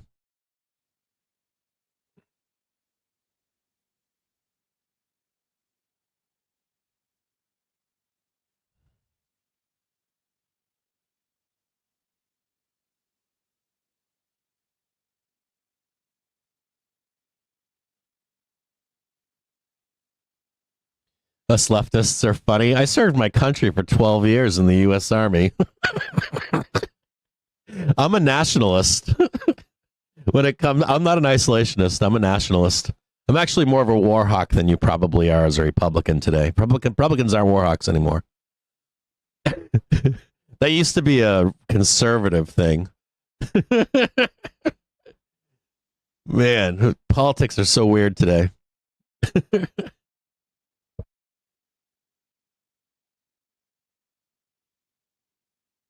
I don't know. It's hard to. Trump's not a conservative to me. I find him to be a populist. I don't see him at all as conservative. I see him as a populist. Do all of you see Trump as? Let me know if you see Trump as conservative. Let me know if you do in the chat. I don't see him, and I don't see anything that he's done as conservative.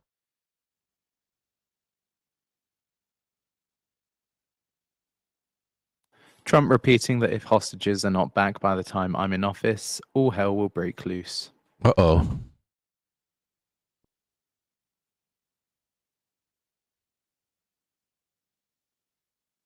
We think he's more conservative than we think. When I look at his policy, I get yelled at by Democrats. I tell people that I think he's like, I thought Biden was Trump light. When I looked at Trump policy and then Biden policy, they were fairly roughly in line. But I get a lot of flack from Dems saying that. I get Democrats say I'm not a Democrat. So I get yelled at from like everybody, I think.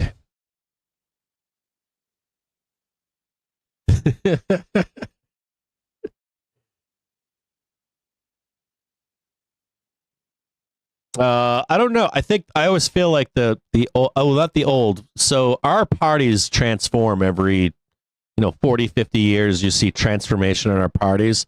It's kind of like looking back in the Civil War and saying Dems were this and Republicans were that, right? You can just see over decade after decade after decade how our parties morph into different values. I think that the corporate Democrat and corporate Democrats are holding on for dear life. DNC holding on for dear life. The corporate Republican is dead. At least in a populist sense. Wall Street is claiming behind the scenes that they still own the Republican Party, which I don't doubt either to some extent, because they've been that, banks have been that behind the scenes thing in our country since the formation of our country, since day one, believe it or not. And so they always want to place in that party, but I think at least for the plebs like you and I, Republicans are turning populist, and I think the Dems are probably going to make that attempt to copycat that. I wouldn't be shocked to see a Trump-esque Democrat come out, which scares the fuck out of me too. I don't want a populist Democrat personally, but I think that's probable. Even if they lose, I don't think it matters. I think that they're going to take that route, if I had to guess. But we are in the midst, without a doubt, of populist politics. It's clear as day.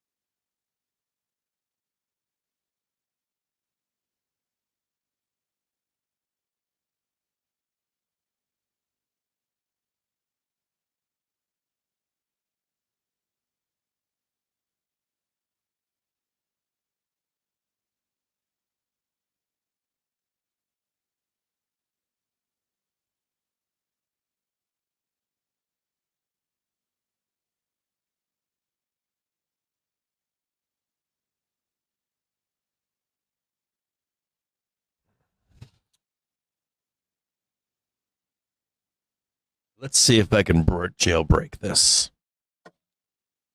I got crap I got to do here in the background.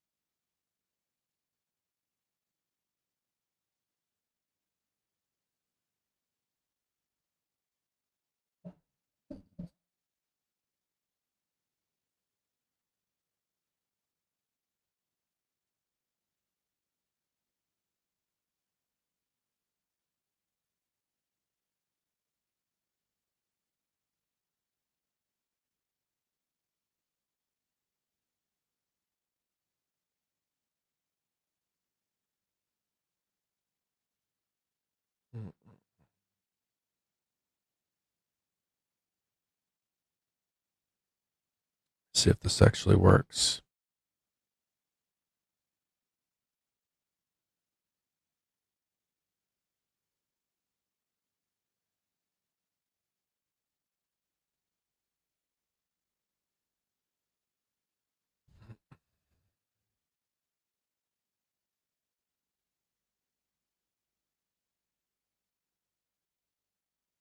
Files being uploaded and processed.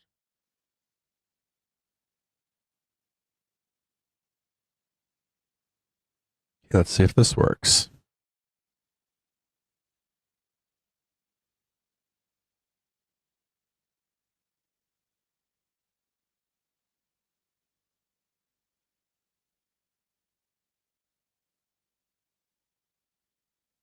Hey, Winky, if you're out there, Winky, are you out there or no?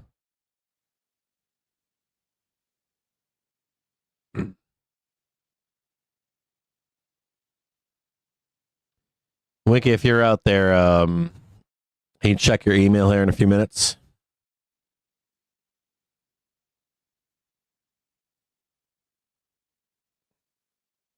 So Trump threatens Denmark with tariffs over Greenland.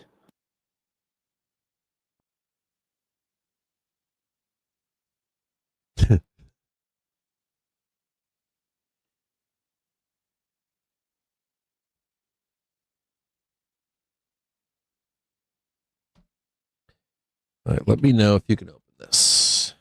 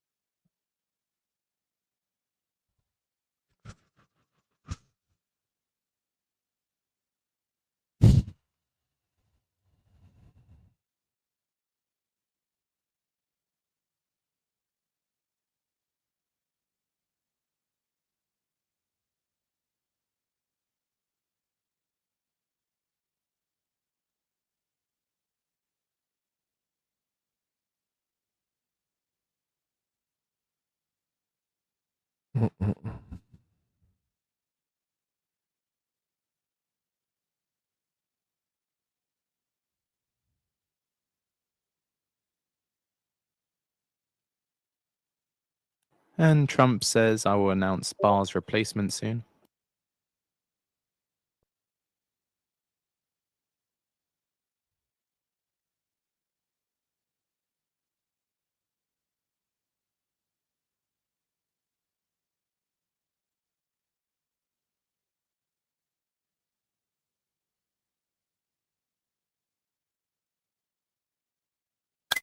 Do you want to stay up to date with the latest and be on the bleeding edge of news for non-farm payrolls? Then sign up today and get our special offer of Financial Juice Pro for a year's worth of our service for the price of 1 month and save 92%. And Trump says, I am considering economic force for Canada. Did he say an economic force?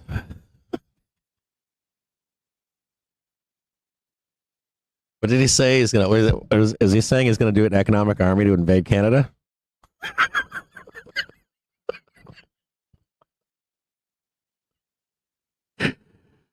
Oh God! I gotta read this. I need marijuana. Who's got marijuana? Smoke them if you got them.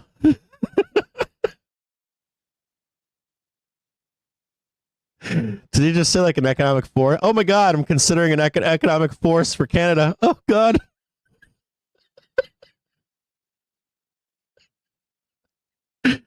Yeah, do we get their healthcare system?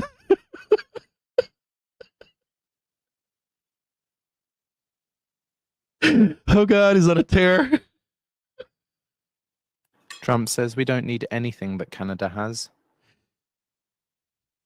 What did he say? He wouldn't buy anything Canada has?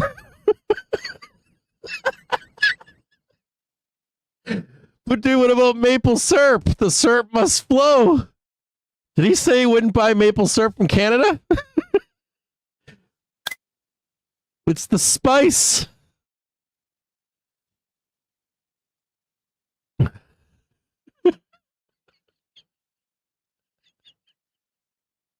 It's the spice. Like, it's Canadian syrup, bro.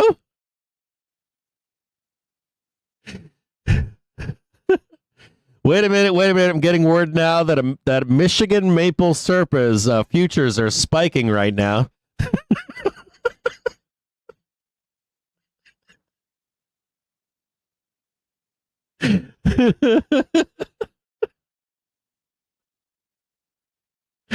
Oh God. He wasn't asked about Elon invading Britain. Oh God. So terrible. Give me that one more pump, baby. Give me that one more pump over there. One more pump. Just one more squeeze. Hit that target up there. They're not going to do it, are they? They're just going to send it lower. Like, fuck you, we're going to bleed this down until 1 o'clock. Well, we're almost there. Now, here we go. We're not going up. We're going down here. None of that's happening. Here comes the shit show. It's 12:22. You got a half an hour left. Oh my God, this is so. I'm reading all of this in the background here, and I got tears running down my face.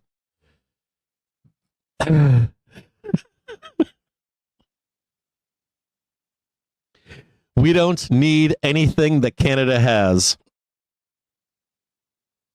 What about Club Super Sex? What about Revelstoke?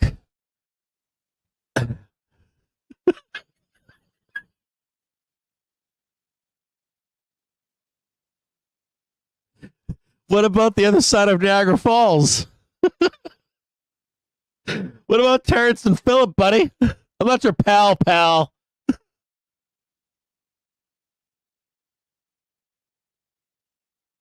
Did you see that one rant from the woman from Canada? Whatever, the gentlewoman from Canada? She went on a fucking like 20-minute rant.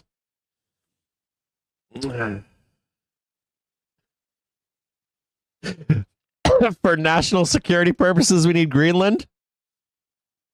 Oh God, don't we already have Greenland? They got a bunch of water. I'm not your buddy guy. We want to drill Greenland for security purposes.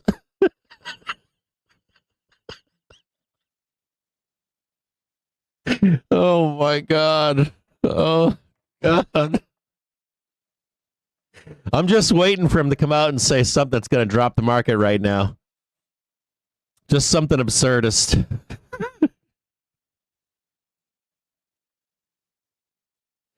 He's probably on Robinhood right now. He's like, watch this. I'm going to drop this fucker.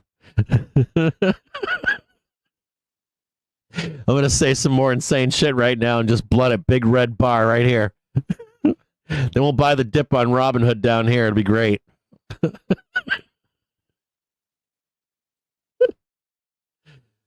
Somebody get my diaper change. Oh, God. Oh, no. Like, I swear I got to get high. Cap just went off stream and got high today. I'm not going to do it. Let's move that over there so you can see it. Thank God you're high already.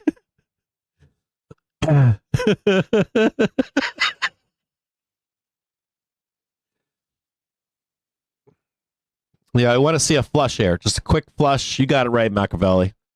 Flush it down. Bam, straight up. I want to see the flush and then up.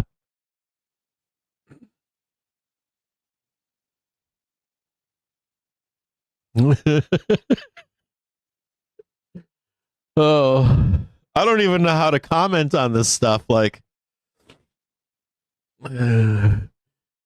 yes, sir. That's our actual policy. Yes, that's American policy. The USA, baby. America.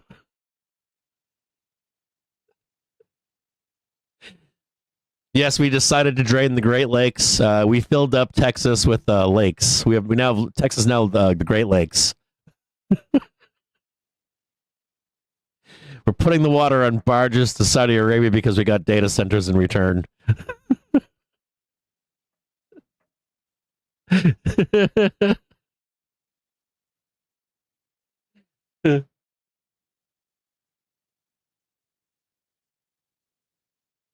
Justin Bieber, Pamela Anderson. What's going on, Big Gus? Are they going to make babies together?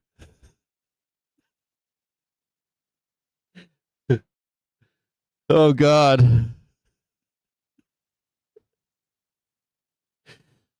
Do we have to? Are we going to round them up too? We're going to round up Pam Anderson and Justin Bieber? Gus?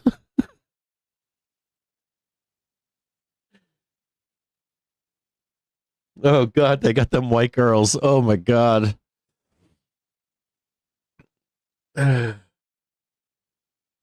San Ontario.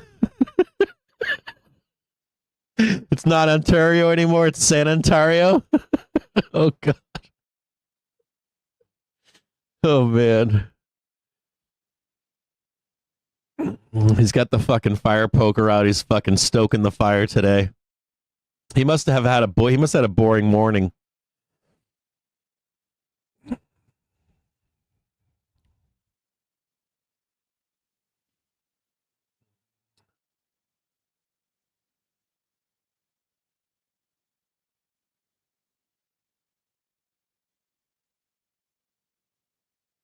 How do I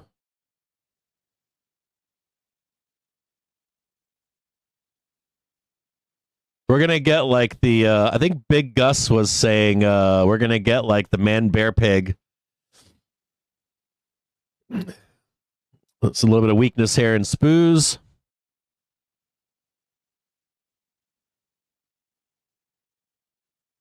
Yeah, our boy, I love Norm McDonald. The guy's a treasure.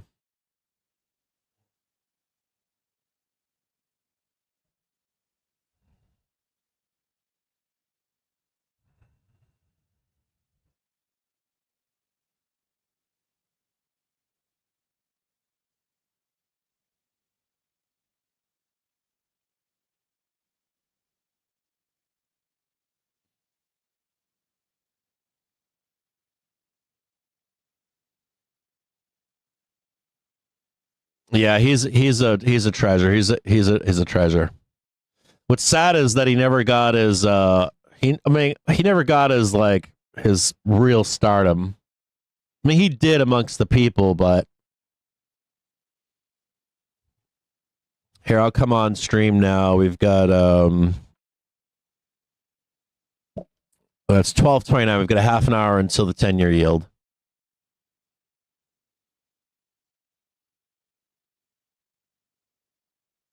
Of course, they're like, after he's dead, they're like, he was great, you know, or he really hit the mark and all these things. He really got he got in a lot of fights with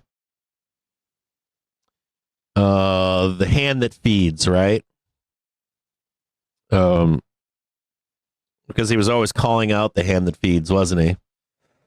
I always liked his comedy, though. His comedy was always insidious, wasn't it? Norm Macdonald. It was always like that sandpaper comedy. And it would like, then he would hit you and you were like, oh shit, he's rubbing me now.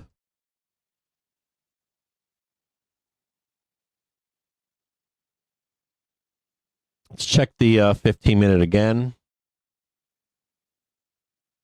Trump says 2 bills could be quicker to pass priorities in Congress. Yeah, he has to move fast. Trump has to move fast.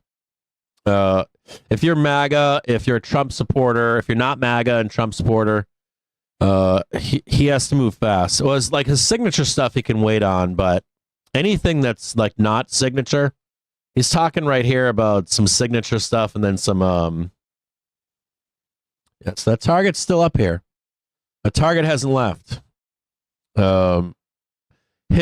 He really needs to like stay focused on bills that can be passed now and not rely upon he doesn't want to rely upon like, yeah, we're going to sweep in this, after the second year of my presidency. You got to get it done right away.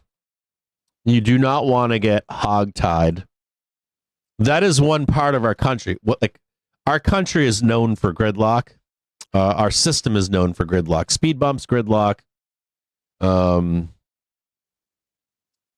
like, oh, this time is different. You can say that all you want. But if I was MAGA, I would say, get fucked. Pass all that shit right now. That's what I would be doing if I was MAGA. I wouldn't be like, when you say things to me like, oh, don't worry about it, Cap. It's going to be a wave and, it's going to be this and big times coming and Democrats are fucked for 20 years. That's all fine. Like talking, it means jack shit when it comes to actual implementation of policy. And there's a lot of signature stuff you can do, but anything that's like pass a bill, pass a law, you got like day one, be trying to pass laws. It says here the newest thing he just said was 2 bills could be quicker to pass priorities in Congress. I'm not reading what he said exactly that is, but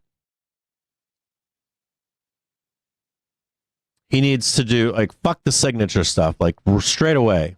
Start making deals. And I think he's been doing that, right?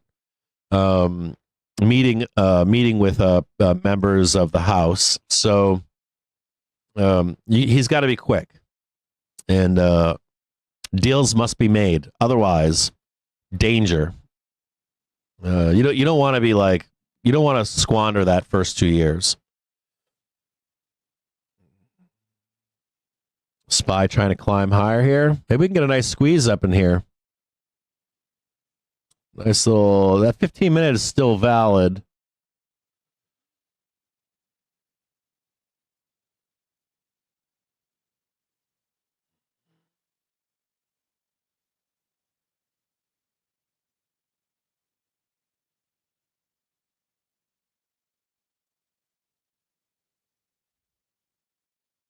Might be able to get a nice little pop here.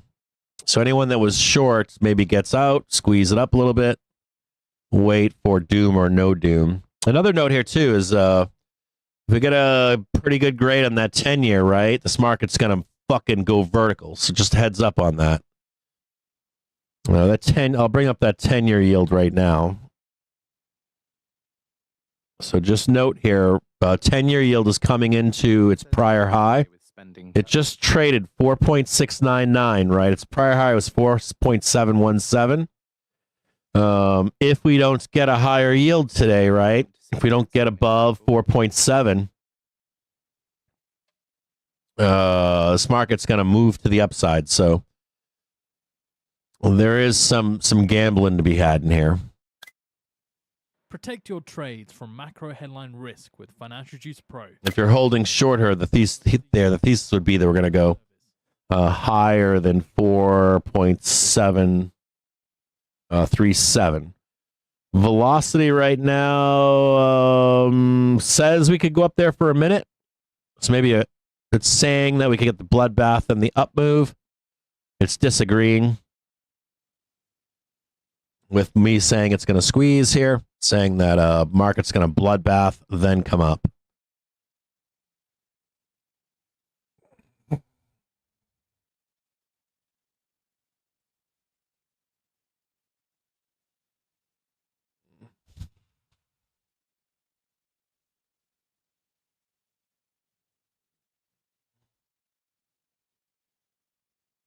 I wondered if it was more like this. You don't think we can squeeze here? I think it would be something more like this. And then the ricochet up.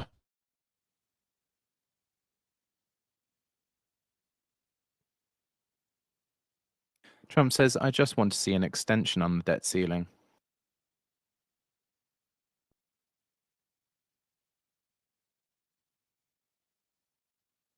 You mean you want to spend more money, Trump? Is that what you're saying? You said before that you wanted to remove it. Are you renegotiating? Now he's saying he just wants an extension. I was hoping for a little bit of a squeeze in here, then the blood. Oof.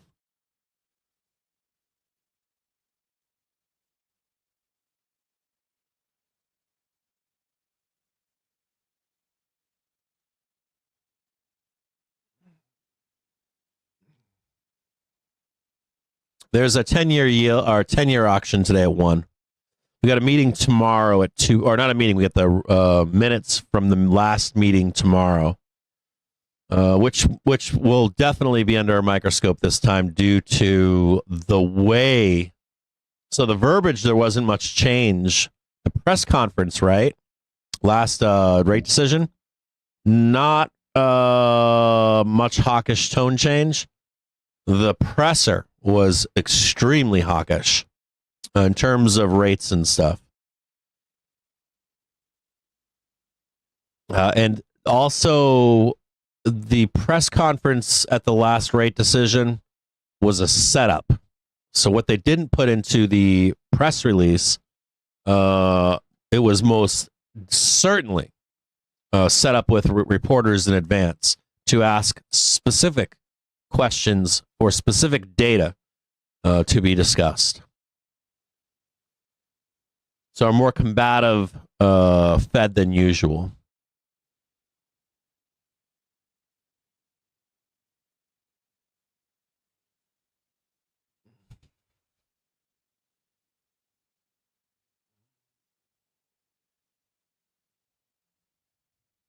Turn that off, turn that off. Turn this off. Let me see if I see anything else here.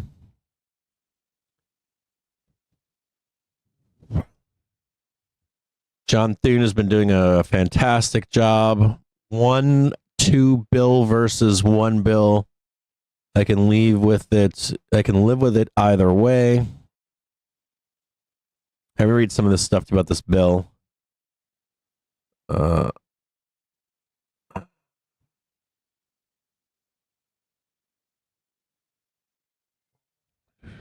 What does this say?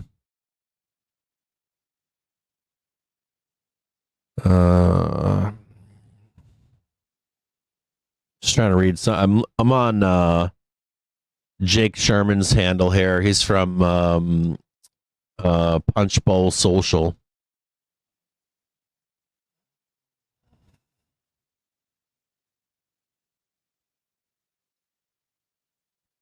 Oh wait, I gotta read something.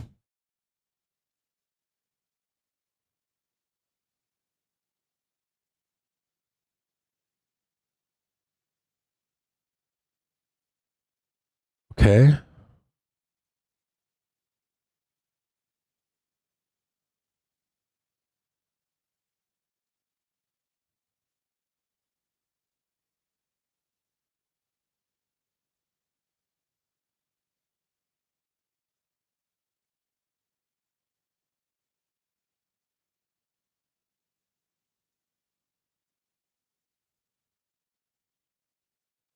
Can you take a call for me? Me today.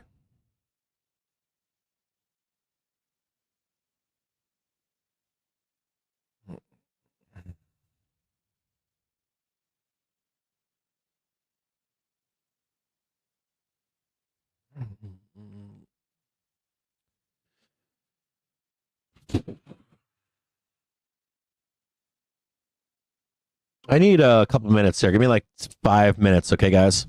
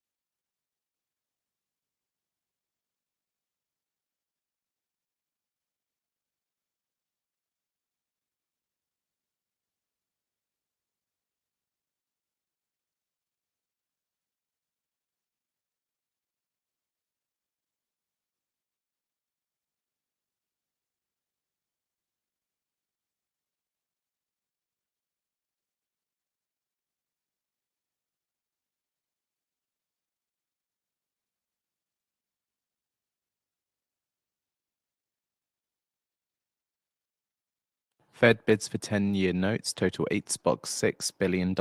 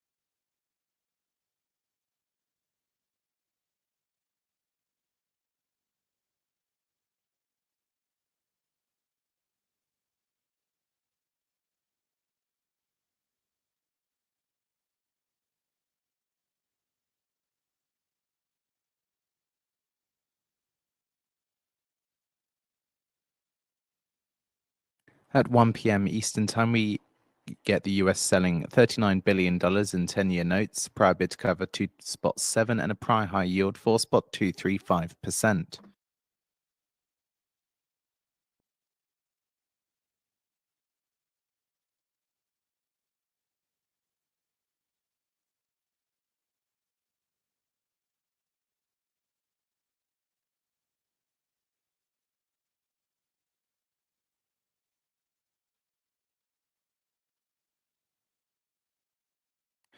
So taking a look at some analyst notes ahead of this auction, against the curve, the auction sector has been putting in a concession recently versus the front end, as 2s and 10s spread has widened from around 0 at the start of December to current 37 basis points, which may appeal on relative value metrics.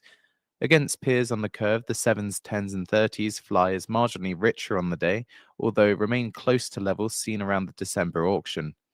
Given improvements in yield levels, valuations, and liquidity conditions, JP Morgan strategists see the sale as being well digested. Latest CFTC positioning data shows speculators were net short 161,000 ultra 10-year note futures and 654,000 10-year note futures, a possible source of covering demand for the auction. Primary dealers' position in 7 to 11-year sector was net long $32.8 billion in the week ended December 25th versus $24 billion average net long over the past year.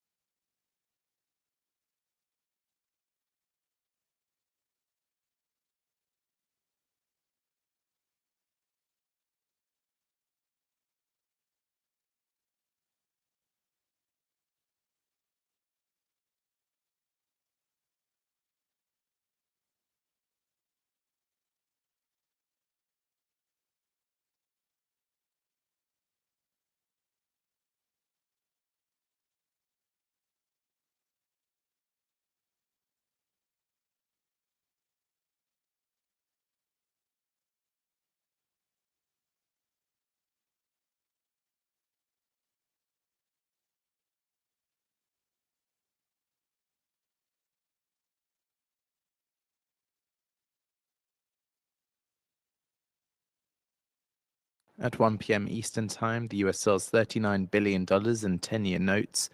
Prior bid to cover 2.7 and a prior high yield of 4.235%.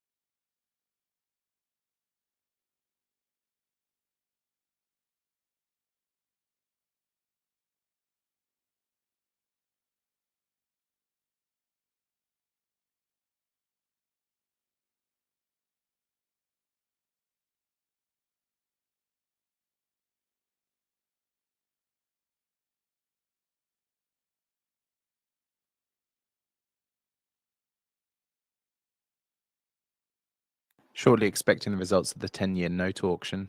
I'll lead with the bid to cover ratio.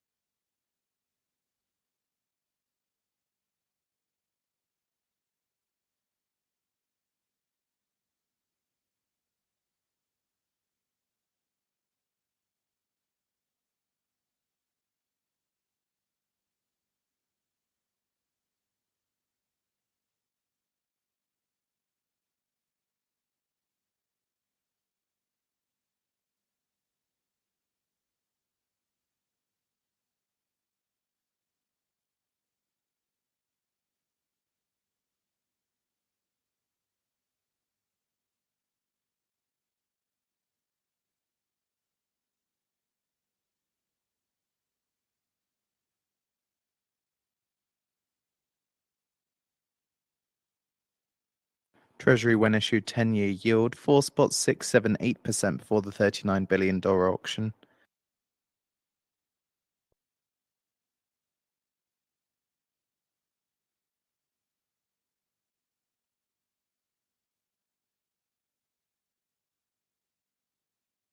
Do you want to stay up to date with the latest and be on the bleeding edge of news for non-farm payrolls? Then sign up today and get our special offer of Financial Juice Pro for a year's worth of our service for the price of 1 month and save 92%.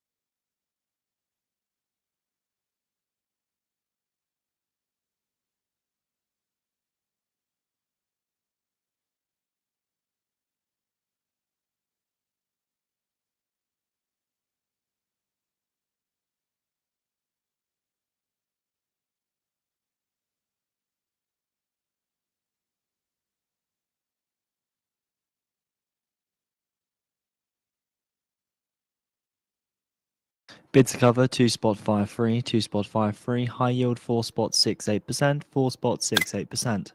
So the US selling $39 billion in 10-year notes and awarding 97.58% of bids at high. Primary dealers taking 15.64%, direct taking 22.97%, and indirect taking 61.39%.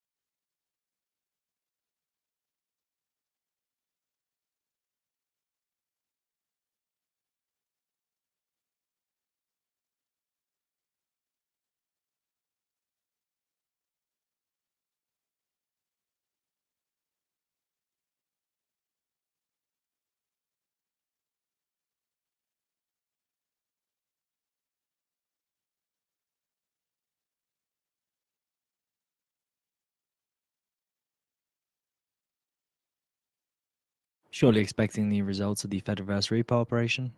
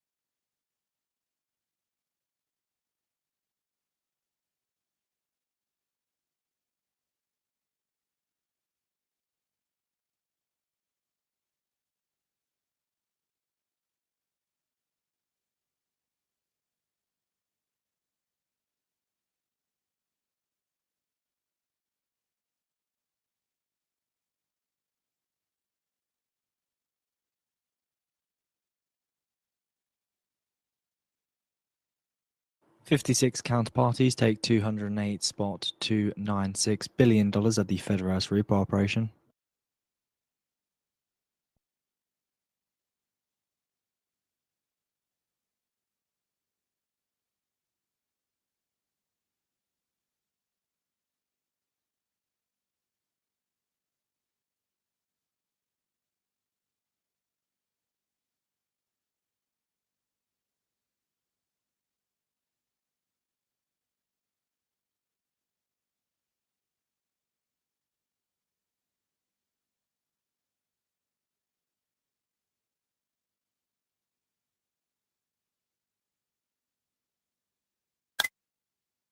Protect your trades from macro headline risk with Financial Juice Pro.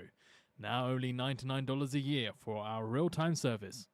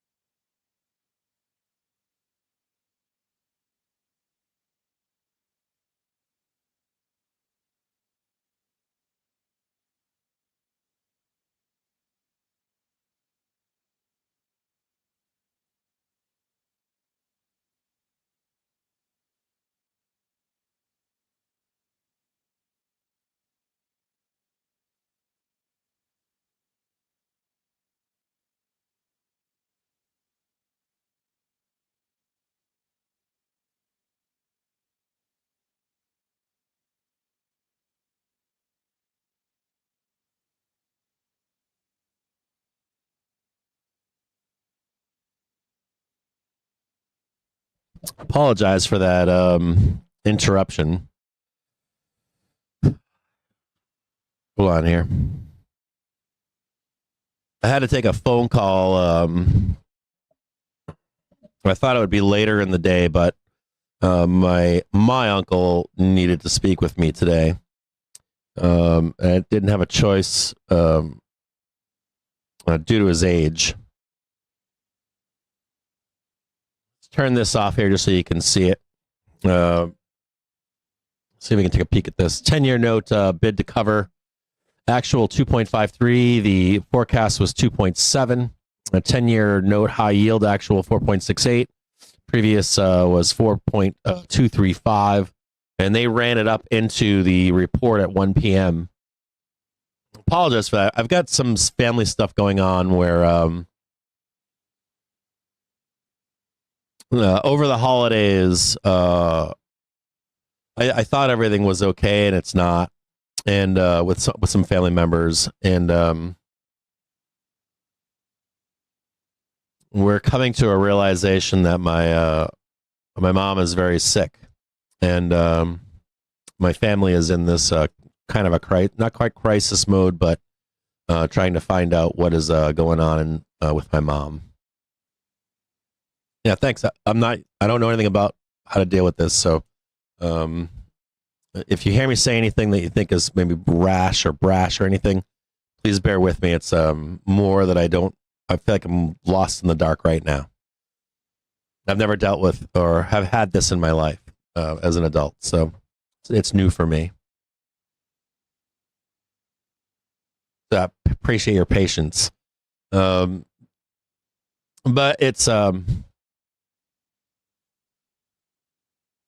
you know, it's part of life, I guess.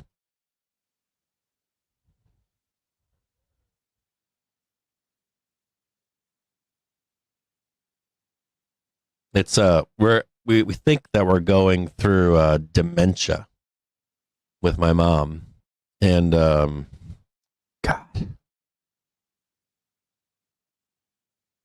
you don't always find out. Or I don't know if any of you ever had anybody have dementia in your family, but when you start to put different people together and you start to figure out that there's like nothing's making sense, right? There's like resets going on, and there's hey, so and so's here, someone's not there, kind of weird stuff, and the whole family's getting together, putting pieces together, and it's very tragic. Yeah, we think it's farther along than we thought too. Or not thought. We didn't think there was dementia. We think it's farther along than it by years, or it's rapid.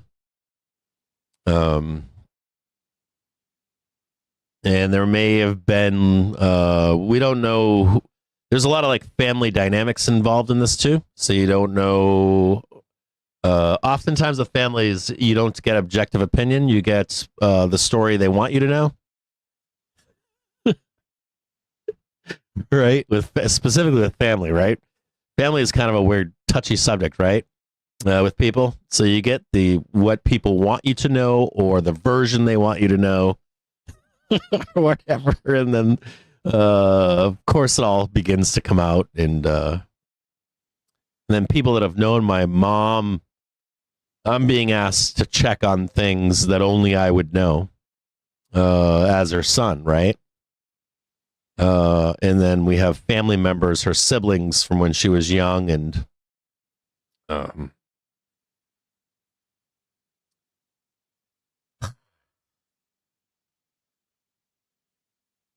yuck.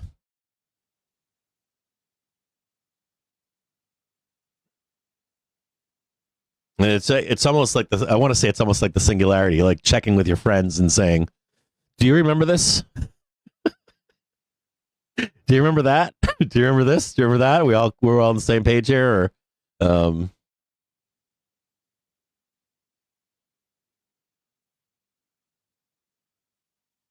My parents are well off too. My both of my parents are very very well off, so it's easier to hide this stuff, or potentially.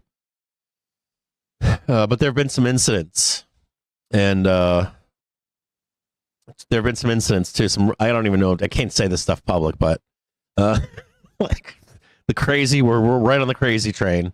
But when you're on the crazy train, I have in my life known someone with. I have known someone professionally that I did not know was manic depressive, and actually had would have bouts of medical emergencies. I forget what it's called when they start to imagine things. There's another part of like.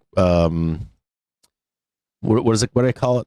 Manic depression also leads into some other thing. I forget what it's called, but where they have almost like this happened. They'll tell you a story. I was here at this time and place, and they really were never there. And there's like 10 witnesses. Yeah, like some kind of psychosis. I forget what it's called, but there's a term for it. But whatever. Like say things like, "I was in this place at this time." And you're like, well, there's like 10 people that were there. You weren't there.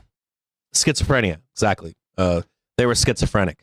And my first encounter with schizophrenia in my life, I was an adult. She worked for me. And I didn't know what to do because their reality is completely different than your reality. And you don't always know what their reality is. And it can be very panic inducing for people. And the reactions to it are challenging, to say the least.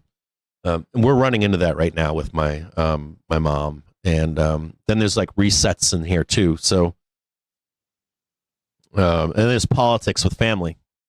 So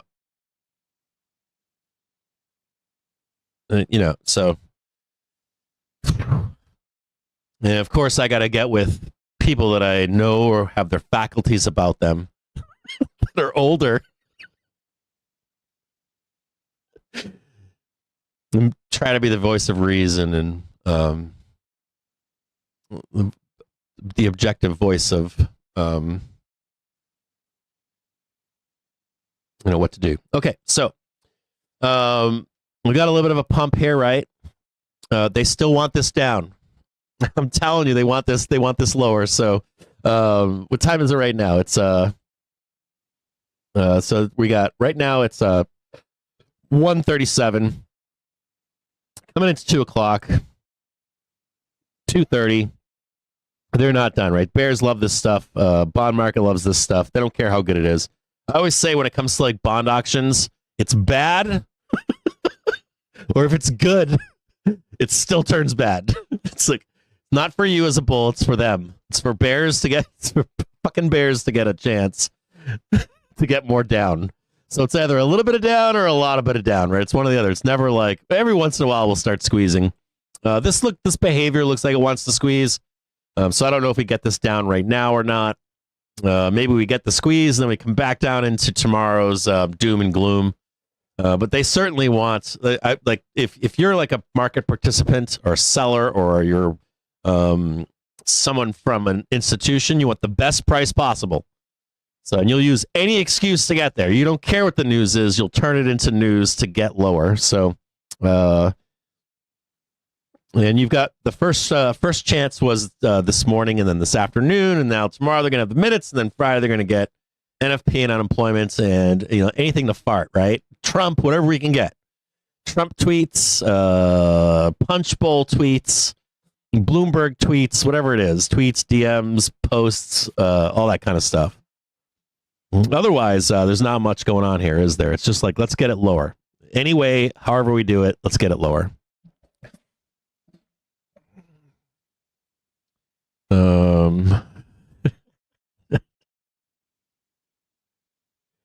Oh, boy.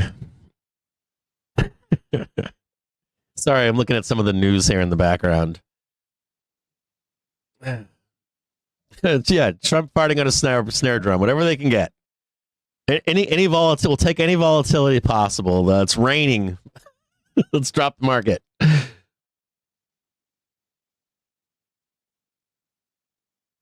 Yeah, it's Grubster. It's I don't know how to handle this, Grubster. I'll be honest with you. I don't know how to feel, think. I feel like there's multiple doors. I could make wrong decisions.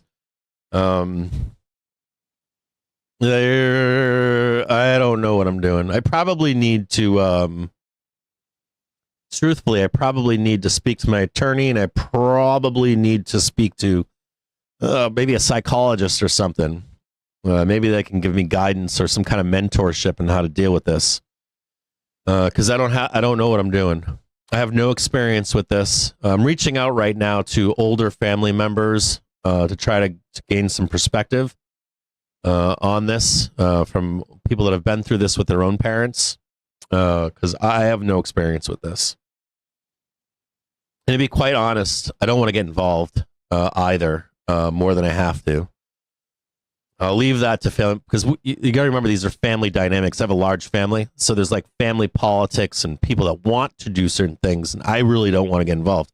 I'm the like I'll be honest. I have my own family and friends, and my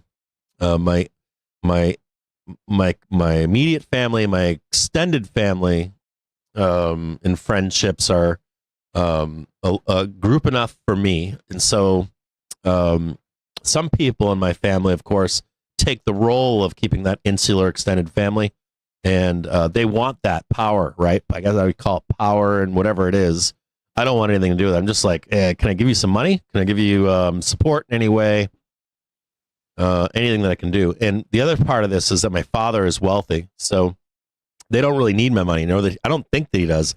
I was talking to a family member this morning, and I'm like, is there anything that I can do? Even if it's just a phone call, show up, be supportive, whatever it is. I could be anything like that. But don't think I want to get in the way of anything or make any decisions or anything like that. And I don't even think I can help like that. So I'm like, I'll send the kids out.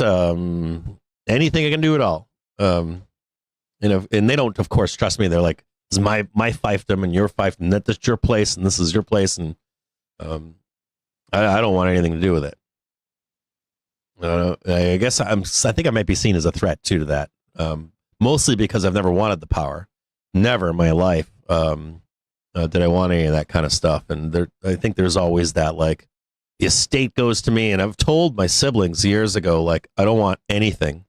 I don't want any like, you won't see me in court, probate court. If you gave me, I told my brother, I'm like, my sister, I'm like, I'll donate all of it. I don't want anything. Like, I don't know. That's what I was thinking too, Damon. I was just gonna, the last conversation I just had was, I went through an aunt who's like power tripping over the kids, my siblings and stuff. And I'm like, you need anything at all, just ask, it's done.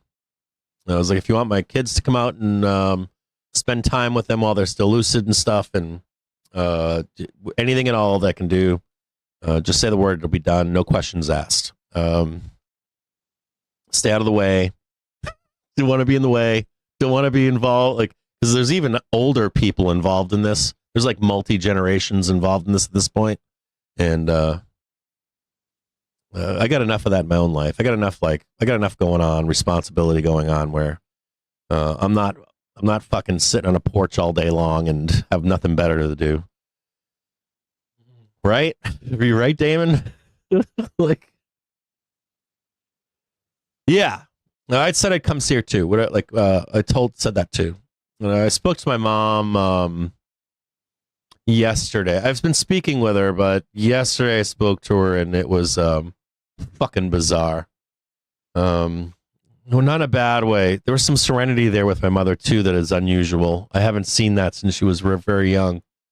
So I don't know.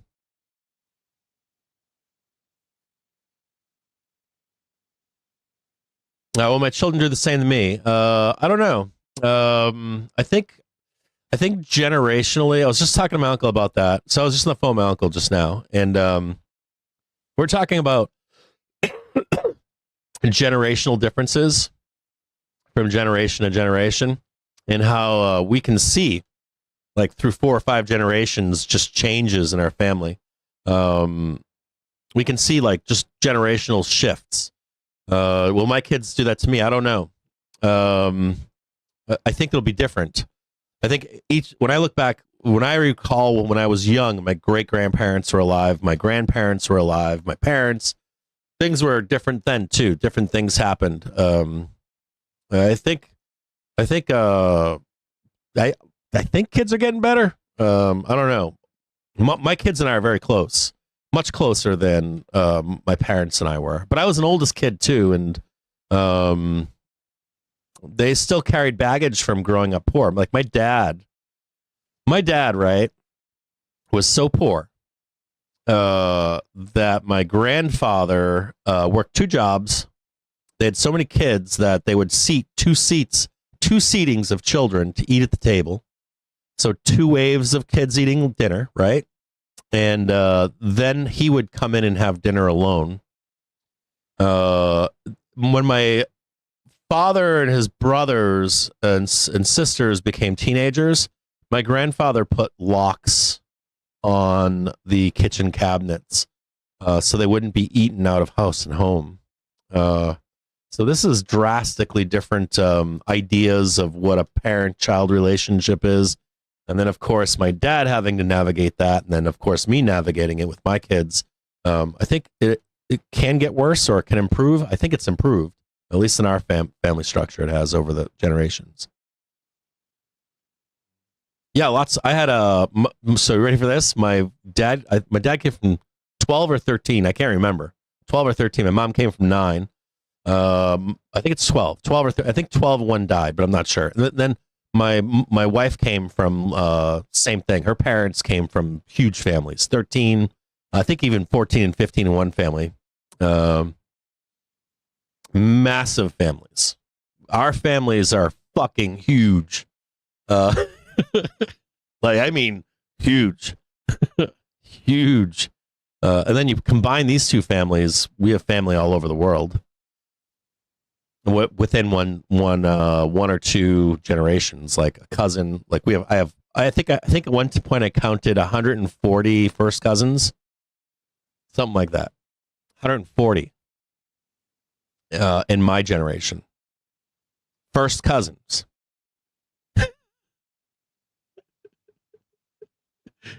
Am I scared? I'm not scared. I just don't know. I feel like I'm blind. It's not scared. It's just blind. That's all it is.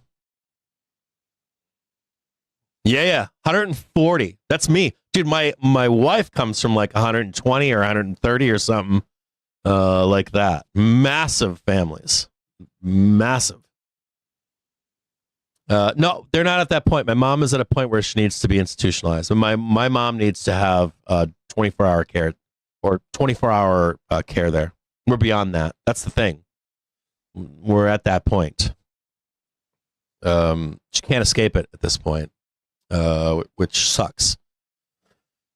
That's what wealth did. Wealth is able to hide sometimes that going on, and if my mom wasn't going through dementia, it would be easier to offer that. Old age is different. Dementia is a weird thing. No, not weird. It's just it's something that needs professional oversight at all times, or the ability to intervene 24 hours a day, especially as things get worse or degrade. It's a long process, probably a decade process, but I think so I was talking to my uncle just now, and I'm like, I think we're in like maybe 3 years left.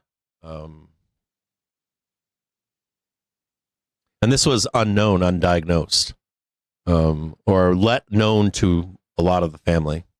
You're just like, yeah, everything is this and everything is that. And it isn't. That's what our family reunions are. So when we do a family reunion, I think I've talked briefly about family reunions at different times. When we do a family reunion, it's massive. When my wife does one, it's massive. It's huge. We go to this ranch. We own a ranch. The family owns a big giant ranch we're talking thousands of acres.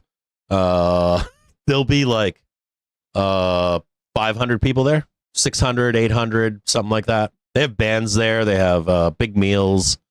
You're cooking for hundreds of people with family members cooking. It's crazy. They'll make coffee for like we're talking like hundreds of gallons of coffee, and people, they camp. They bring tents and campers and RVs and stuff. And matter of fact, every room in town is taken. It's big. It's massive.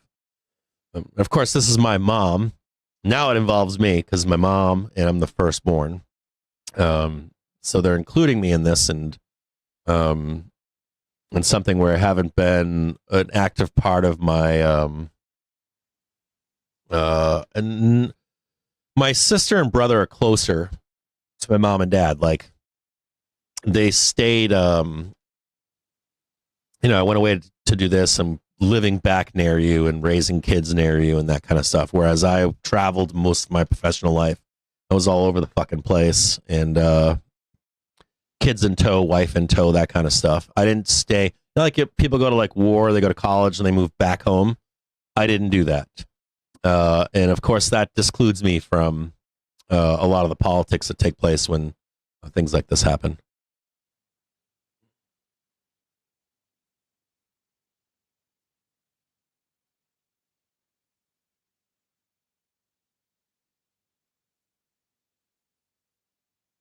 No kidding, Jimmy. I don't want anything.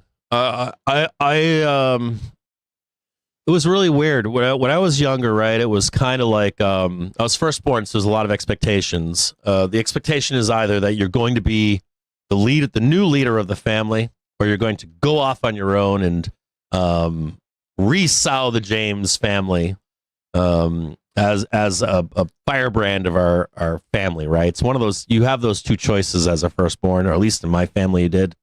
And that's what I did. I was like, I'm going to take off my own, do my own thing. And I wanted nothing to do with that, Jimmy. Like, and he's wealthy, and I'm like, I don't want anything, nothing. I don't even want to say it. I don't want anything. Just like split it, like keep it all. I never lived my life like that. Had I done that, I would have been a disaster. So,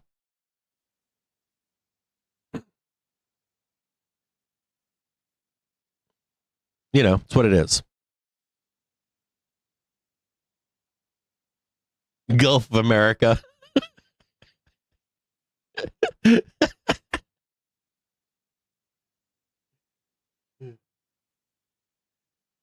$90 million of Colorado. 90 million. So we own a large portion of a county in Montana.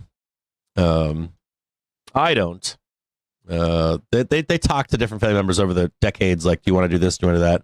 We just had kids come back recently, about a decade ago, that chose to take on the family ranch. So that's awesome. That's hard living, hard life. A lot of stress, a lot of money, a lot of power, and stuff like that. I was never interested in it. So it's a whole nother world, whole nother life. We actually thought the ranch would go away at some point, because a lot of the kids moved away in my generation and never came back. But some did come back. So yeah, I did cut my hair. Cut my hair just before I got back. Cut it. Got my hair cut, manicure, pedicure. Did all the things you got to do. Like, so I didn't shave during Christmas and New Year's. I hadn't, like, I shave every day, so I'm like, I'm gonna go without shaving. Just let it all hang out. And so I did let it all hang out. My hair had been growing, so as it came back into the new year, I'm like, all right, get back to work. Get back to being a normal human again. Just putting around. Look what they've done here. Just destroy. Right? We talked about this earlier this morning. Just bam, bam, bam, bam, bam, bam. Garbage. Do they let us out from the thumb into the close here is the big question. Do they get the low that they're looking for to go higher? Do they get it into 4 p.m.? Do we have to wait for all this nonsense until tomorrow? Not a lot going on in the market today. And we have a short week, right? We're closed on Thursday. Back open for Friday for more data. So a short week ahead, too. Not much to talk about here right now. All right, so I appreciate your patience. This shouldn't turn into anything emergency related. I don't see that. I think it would turn into something bad in like 3 years, or even longer. So I don't see anything. I just need to work on the logistics here and there with my family. And they're older, so there's a little bit of like, are you available right now to talk, or are you gonna go eat some Metamucil? Are you gonna go take an hour-long shit, or is the good time to talk? Okay, so.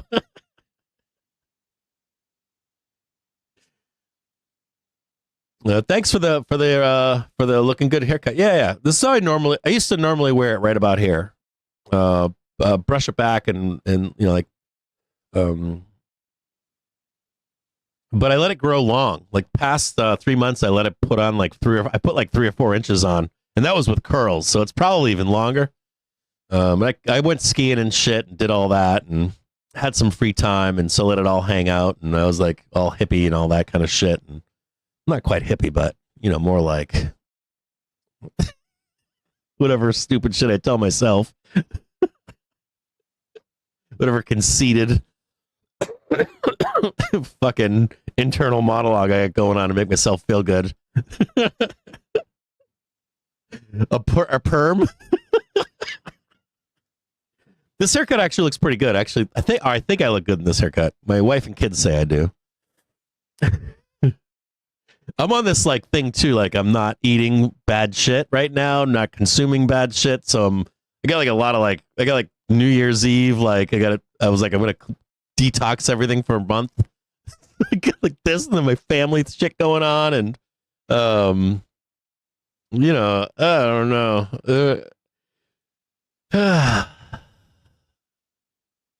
So many changes. Like I don't want to be an old man.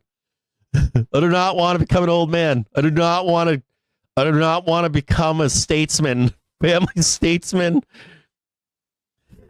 Not me. Wrong person. Wrong-o. I just want to go party at Burning Man.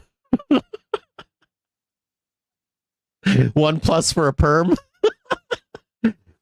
Like a bunch of fucking salad up here in the front. Shave it all up in the back, high and tight. Leave a little bit of length where my neck hair is. Like 3 inches of long hair at the bottom, and then like tight, and then over it the perm. It'd be like a dead animal on my head. Permable. It would be like this, like long wisps here, right here, and then like short, fill it in with some short hair, right here, just like short. This is the back of my head, by the way, and then big curls, like right here. So nasty. Oh God. That's my nose, I guess. Hold on, my chin flub's gonna be in there too.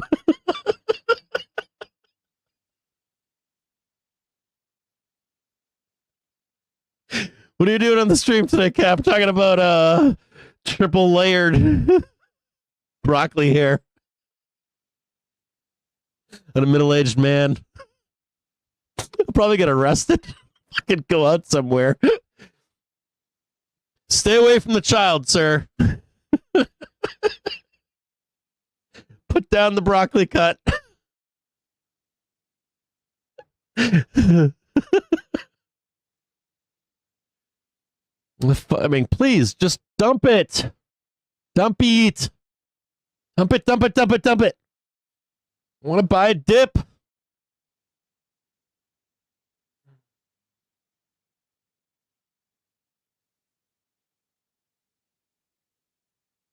All right. I got to get back to what I was doing. Oh man. And I haven't even taken a break today. I'm like shaking because I had to go potty and stuff.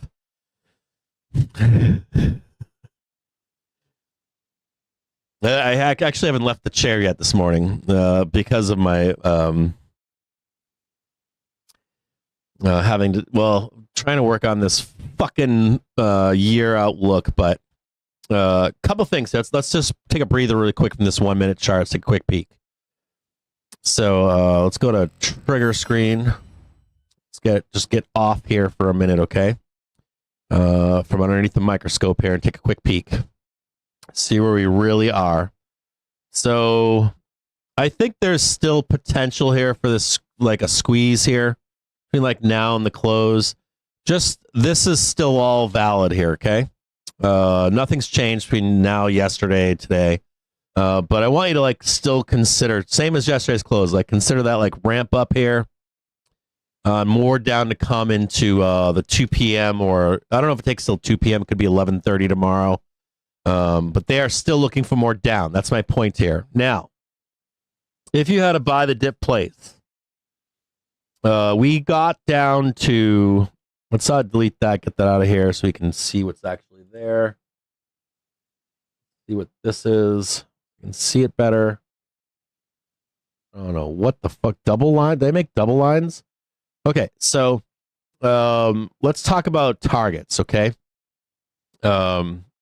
If you had like a downside PT1, PT2 until we're done going down, I would say 585.98. This would be PT1 right here.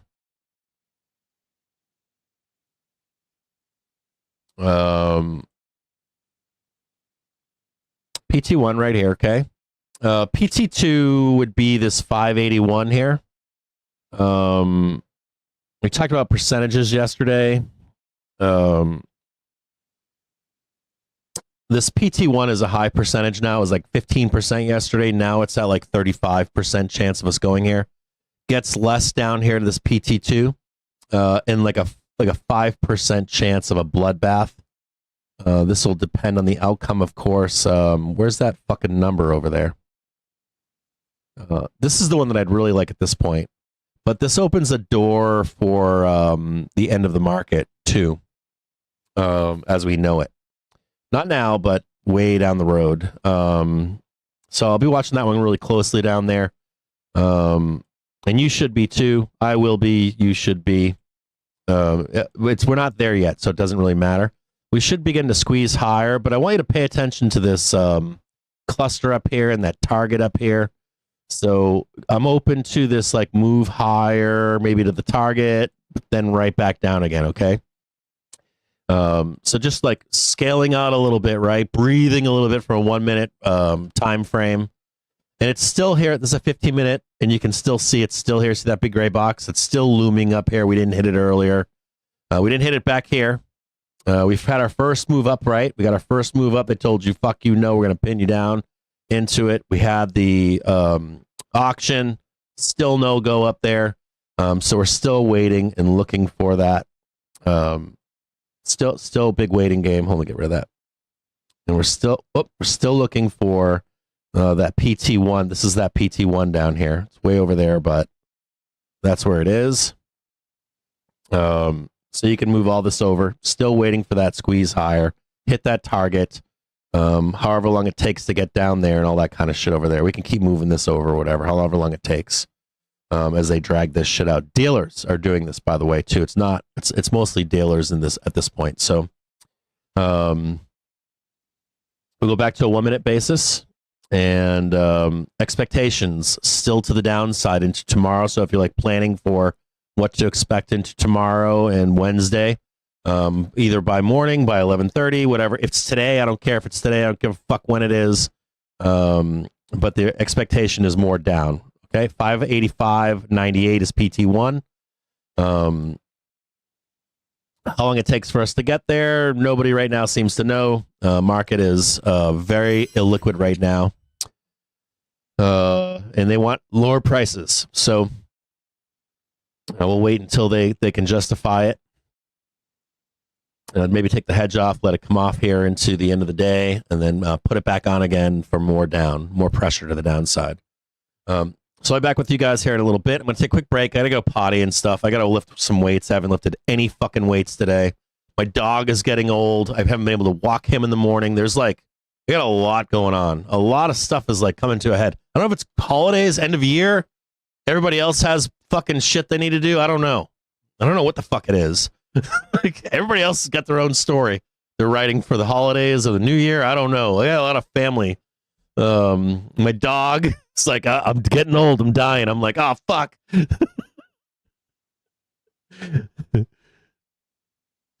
So we got a lot going on around here in the James household. Trying to get long down here. Still no long for me. See if we can get at least a rip or something. I'll pay close attention to this. These two bars right here. If we can get above these two bars, we could be in business. We could be in business to the upside.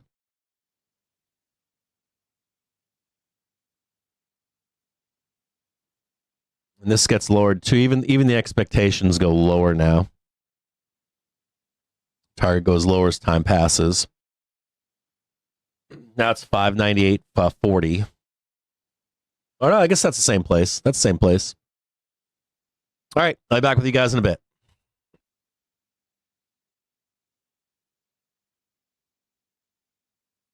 Yeah, I gotta get the blood flowing. I gotta get up. All right, I'll be back with you guys just a little bit.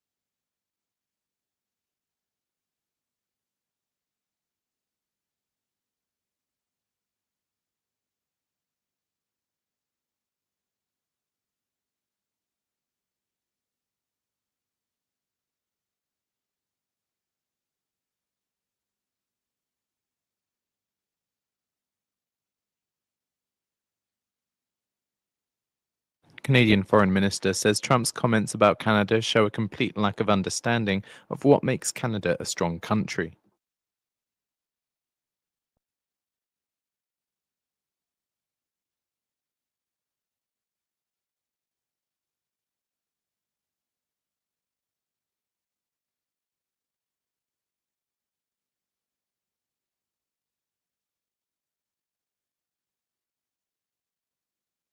And Canadian Foreign Minister, referring to Trump's comments, say we will never back down in the face of threats.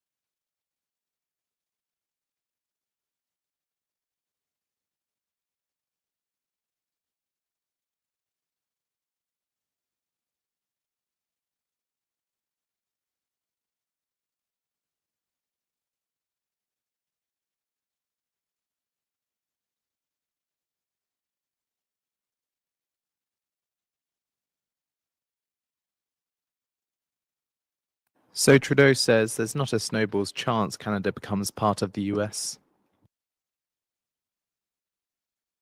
And according to Politico, House Speaker Johnson says I see debt limit handled before June deadline.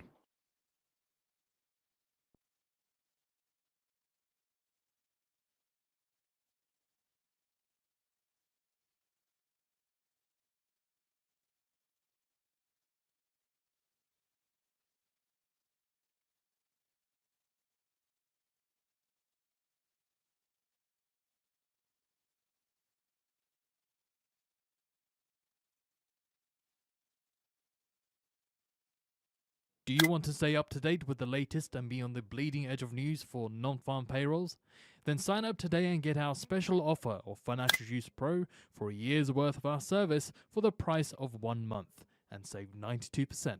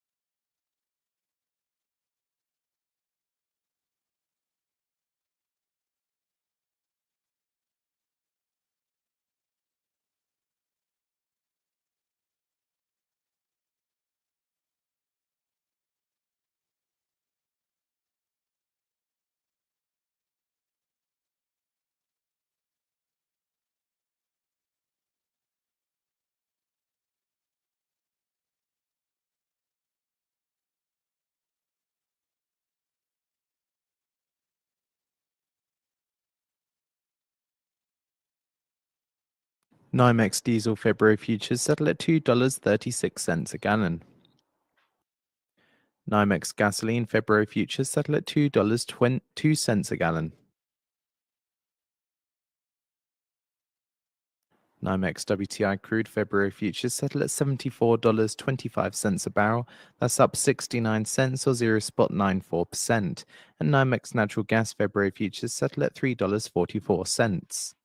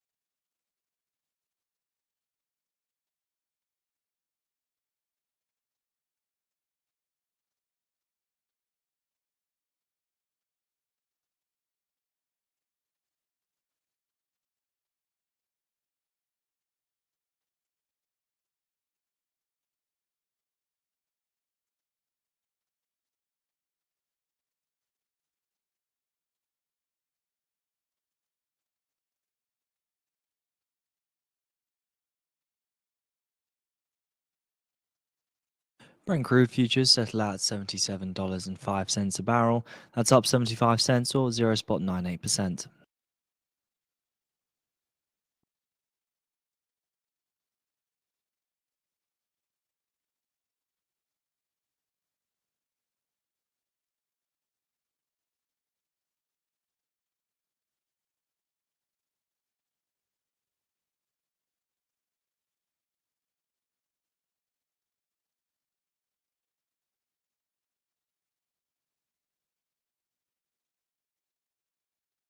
Protect your trades from macro headline risk with Financial Juice Pro. Now only $99 a year for our real-time service.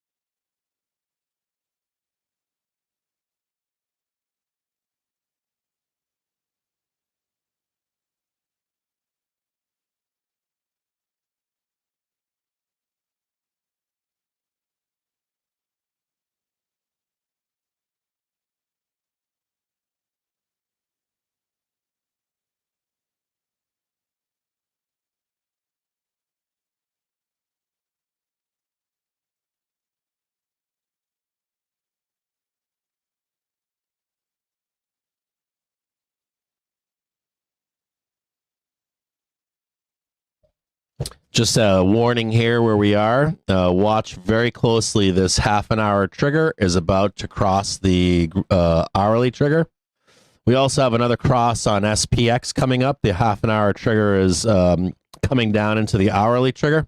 You guys all know at this point that when these take place, we start to see a return to that cross, and then you'll see a violent move down if we reject that half an hour trigger. So just keep a very close eye to this half and 1 hour. And then down here in SPX, it hasn't happened quite yet. But whenever it does happen, I want to show you this cross. I'm going to go down here and show you guys really quick. Just so you to make you guys aware here. You see this cross right here of the half an hour through. Do you see this cross right here? Let me see if I can show you this here. This is the green line, and then you see the gray line right here. Begins to cross through. You'll see price squeeze up, and then a major bloodbath thereafter. It's very frequent when we get extremely bearish that we begin to sell off of this gray line. It gets very violent in nature to the downside. So we're not there quite yet, but I want you to see that this half an hour trigger is making its way down right now. Whoop. And as soon as that cross happens, you should see some violence to the downside. We have it happening right now on SPY, but not quite on SPX just yet. But it's the same result. You end up getting this like serious fucking bloodbath to the downside. So let me just show you where it's happening up here. Trigger screen. Hold on, I gotta close some of this stuff out. Close that out really quick, and just so you can see it, like right in here, you see that cluster right here. That half hour trigger is just about it. It's 2:52 right at 3 p.m. And I want to show you on SPY what happens when that happens, just so you can see it here. There's that cross right there, just before it happens, right? Bloodbath. Then the cross never takes place again, back up here, but it did take place on SPX. Bam, down to the downside. Same thing over here. Price underneath the hourly, then half an hour trigger is never good. It's always down, always. So we'll come up to meet that stuff as it happens, but you can see it taking place right now, and you can see it taking place right here. Half hour trigger just starting to cross, and it's going to lead to some vicious downside moves. So be very careful, buckle up, and look for some violence here.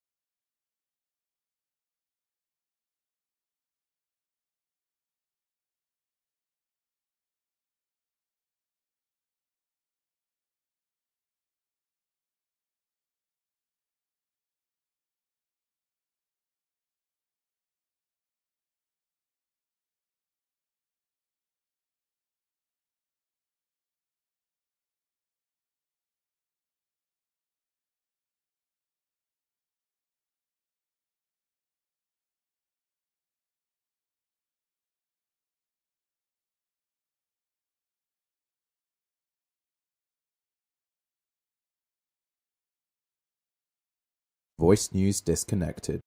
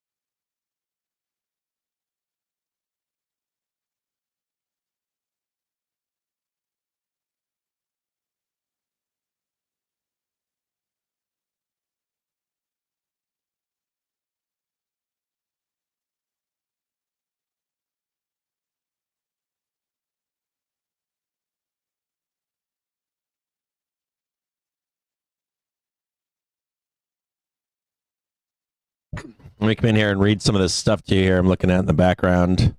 Some expansion here on Trump today. Trump refuses to rule out use of military force to take control of Greenland and the Panama Canal. So a little bit more expansion here in what Trump was saying. Also, there's some argument coming in that Trump is, or Meta is, not only removing fact checking to mimic X, but due to maybe by a request by Trump as well. So Meta bowing to demands from the Trump campaign. What else we got here? Let me read this rule out military force here to you. He said he would not rule out the use of military force to seize control of the Panama Canal and Greenland, as he declared U.S. control of both to be vital to American national security. That, of course, Greenland is a part of NATO, and with that comes Article 5. So there's could be some downside assigned to this, even though I don't think that's the reason. I don't believe in the news being the reason for this doom inside the market here. We're already going to head down here no matter what. But just be aware of that going on in the background. And of course, the danger to NATO. Let's see. Hold on here. President-elect Trump said he would not rule out military force to seize control of Panama Canal and Greenland, as he declared U.S. control of both to be vital to American national security. Speaking to reporters less than 2 weeks before he takes office, and as a delegation of aides and advisors that includes Donald Trump Jr. is in Greenland, Trump left open the use of American military to secure both territories. Trump's intention marks a rejection of decades of U.S. policy that has prioritized self-determination over territorial expansion. Quote, "I'm not going to commit to that," end quote, Trump said when asked if he would rule out the use of the military. Quote, "It might be that you'll have to do something. The Panama Canal is vital to our country, end quote. He added, we need Greenland for national security purposes, end quote. Greenland, home to a large U.S. military base, is an autonomous territory of Denmark, a longtime U.S. ally and a founding member of NATO. Trump cast doubts on the legitimacy of Denmark's claim to Greenland. He also said that he would hit Denmark with tariffs. I think he later clarified. The Panama Canal has been solely controlled by the eponymous country for more than 25 years. The U.S. returned the Panama Canal Zone to the country in 1979 and ended its joint partnership in controlling the strategic waterway in 1999. Addressing Trump's comments in an interview with Danish broadcaster TV2, Prime Minister Mette Frederiksen called the United States Denmark's most important and closest ally, that she did not believe that the U.S. will use military or economic power to secure control of Greenland. Frederiksen repeated that she welcomed the U.S. to take a greater interest in the Arctic region, but that it would have to be done in a way that is respectful of the Greenlandic people. At the same time, it must be done in a way that allows Denmark and the U.S. to still cooperate in, among other things, NATO, Frederiksen said. Earlier, Trump, I'm assuming Frederiksen's using the NATO partnership and protection, Article 5 protection of Greenland as that lever. Earlier, Trump posted a video of his private plane landing in Nuuk, the Arctic Territory's capital, in a landscape of snow-capped peaks and fjords. Don Jr., my reps landing in Greenland. Trump wrote, the reception has been great. They and the free world need safety. Make America great again. In a statement, Greenland's government said Donald Trump's Jr.'s visit was taking place as a private individual and not as an official visit, and the Greenlandic representatives would not meet with him.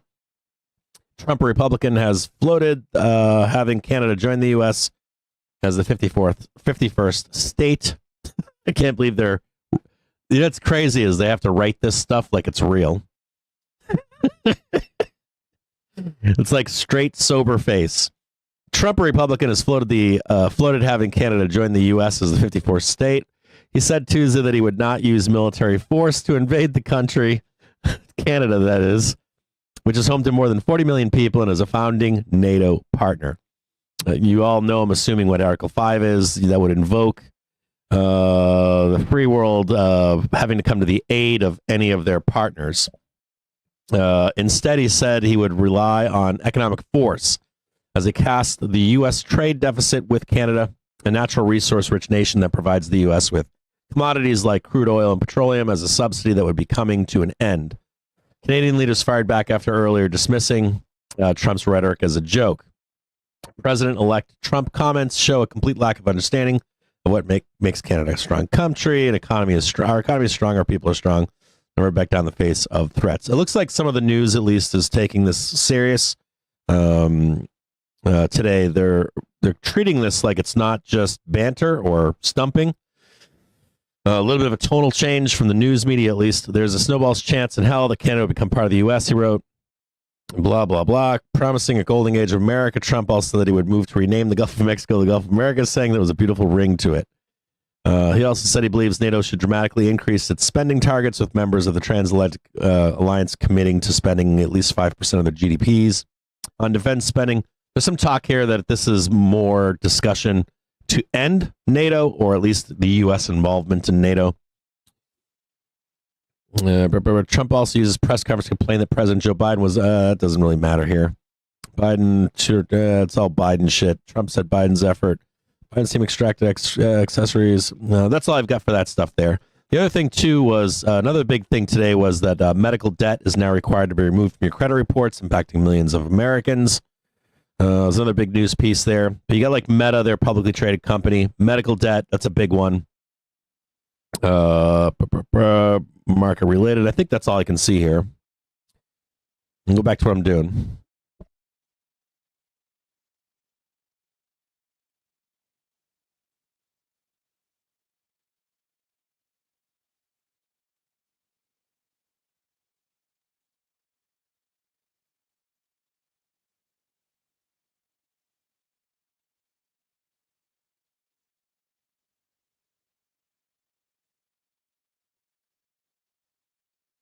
I've got a couple more things here. U.S. restaurants, upbeat 2025 outlook. UBS research, equity research analyst Dennis Geiger is a buyer of DPZ, DRI, and CMG heading into 25. More optimistic on the restaurant sector.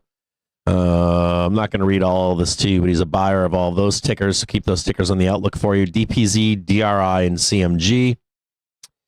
That's all I got so far.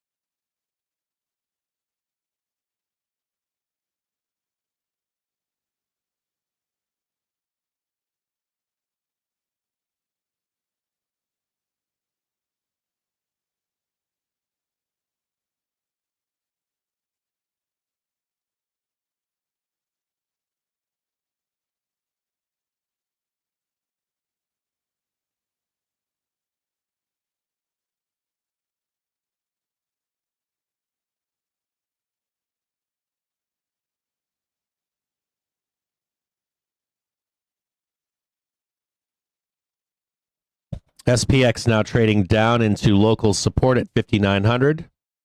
I'm getting very close to 5,900 right where we are here. Down to this PT1. We can blast right through it. Straight down and through. It won't be a tick on that PT1. Should blast right down into it. Right now we're at 59.0137, just so you can see it here.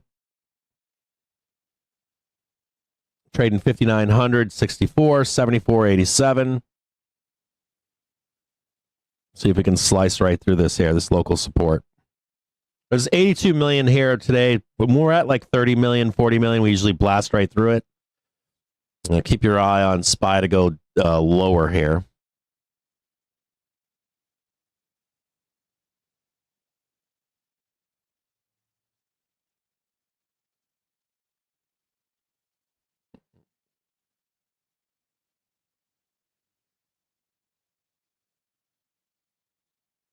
A little bit of a bounce now on that gamma bar at 5,900. Note that the next gamma bar below it is a huge drop. It's straight down here to 58.50.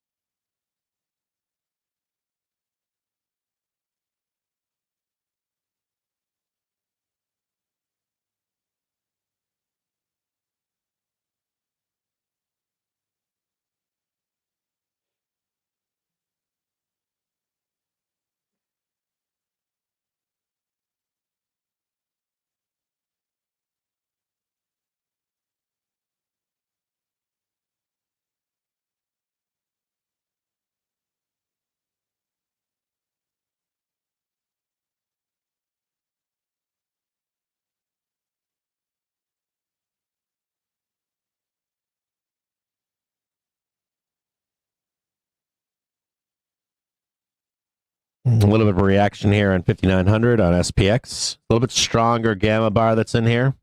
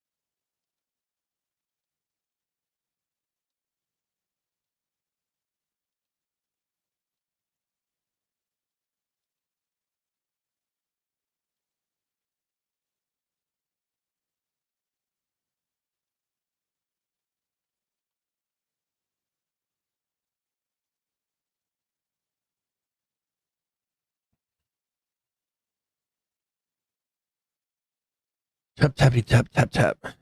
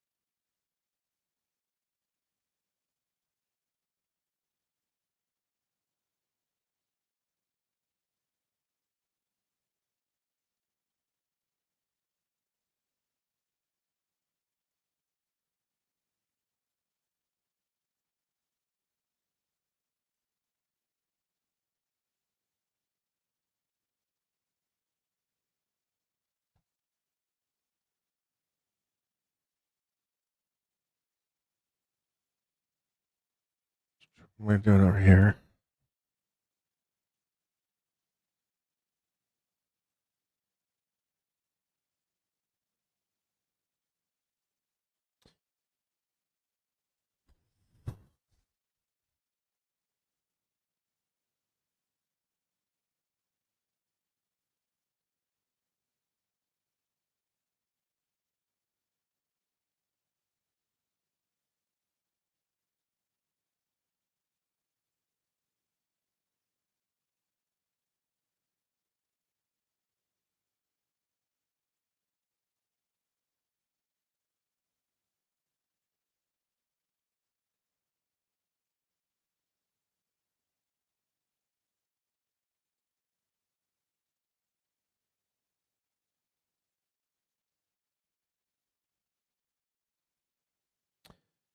in July.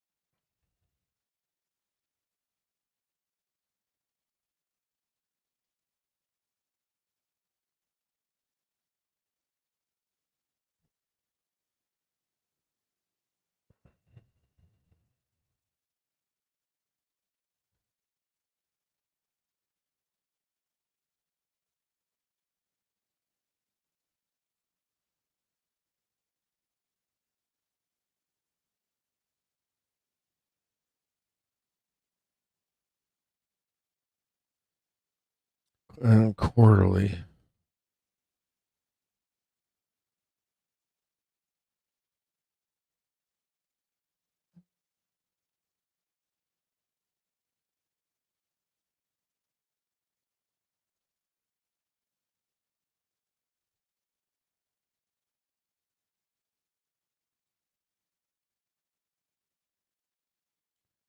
Speaks.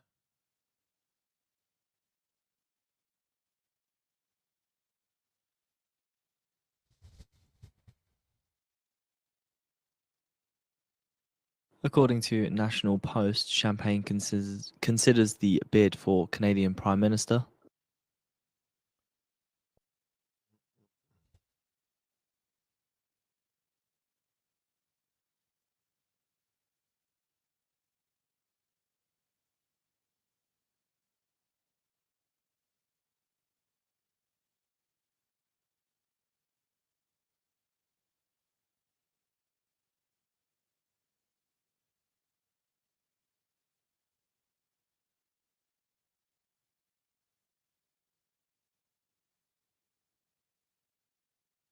Do you want to stay up to date with the latest and be on the bleeding edge of news for non-farm payrolls? Then sign up today and get our special offer of Financial Juice Pro for a year's worth of our service for the price of 1 month and save 92%.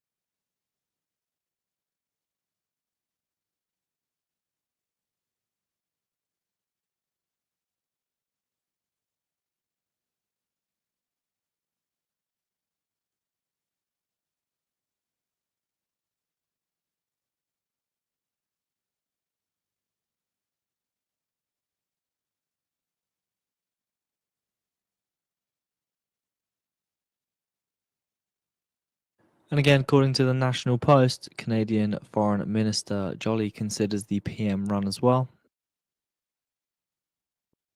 Save that.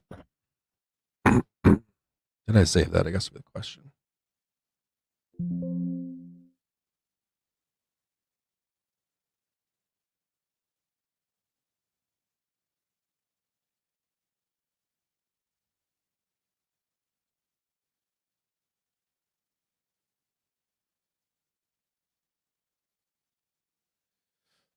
Sir.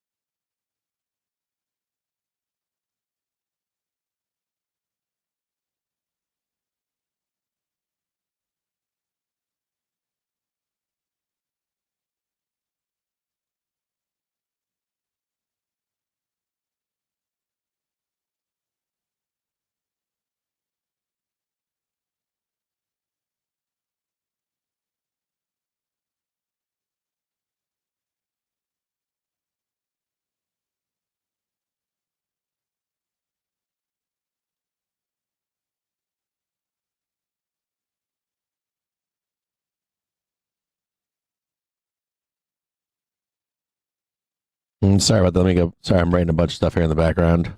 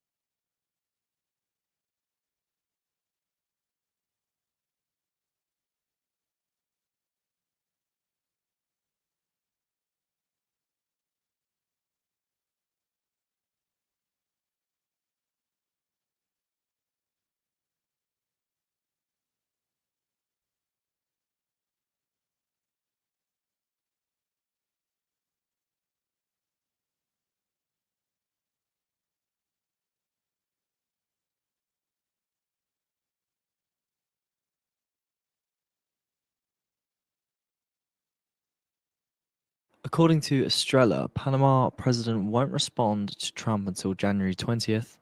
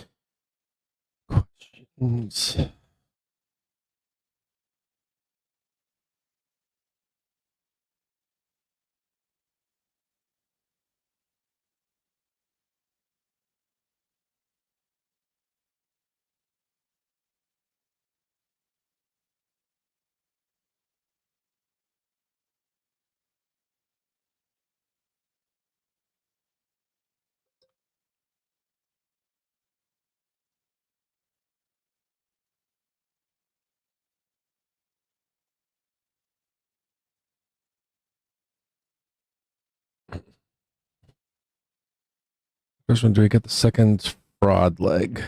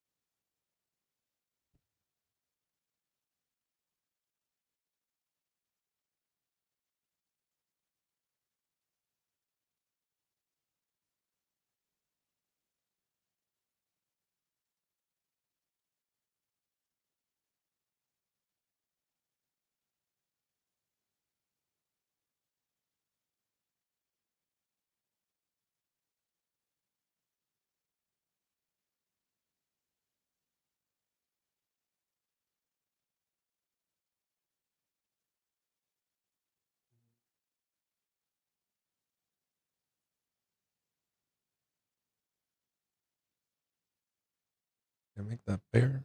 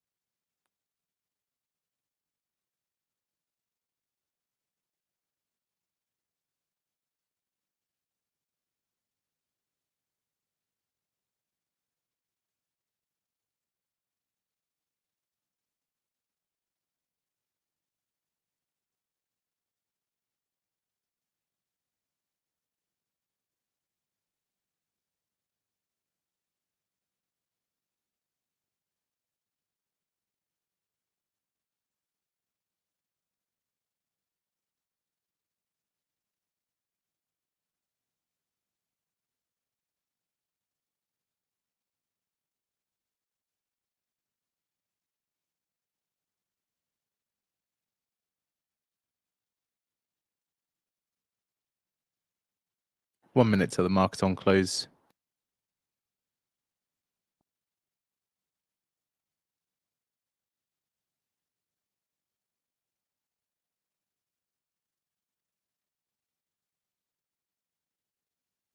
I didn't even know it was 350 already. Hold on here. I wasn't watching closely here.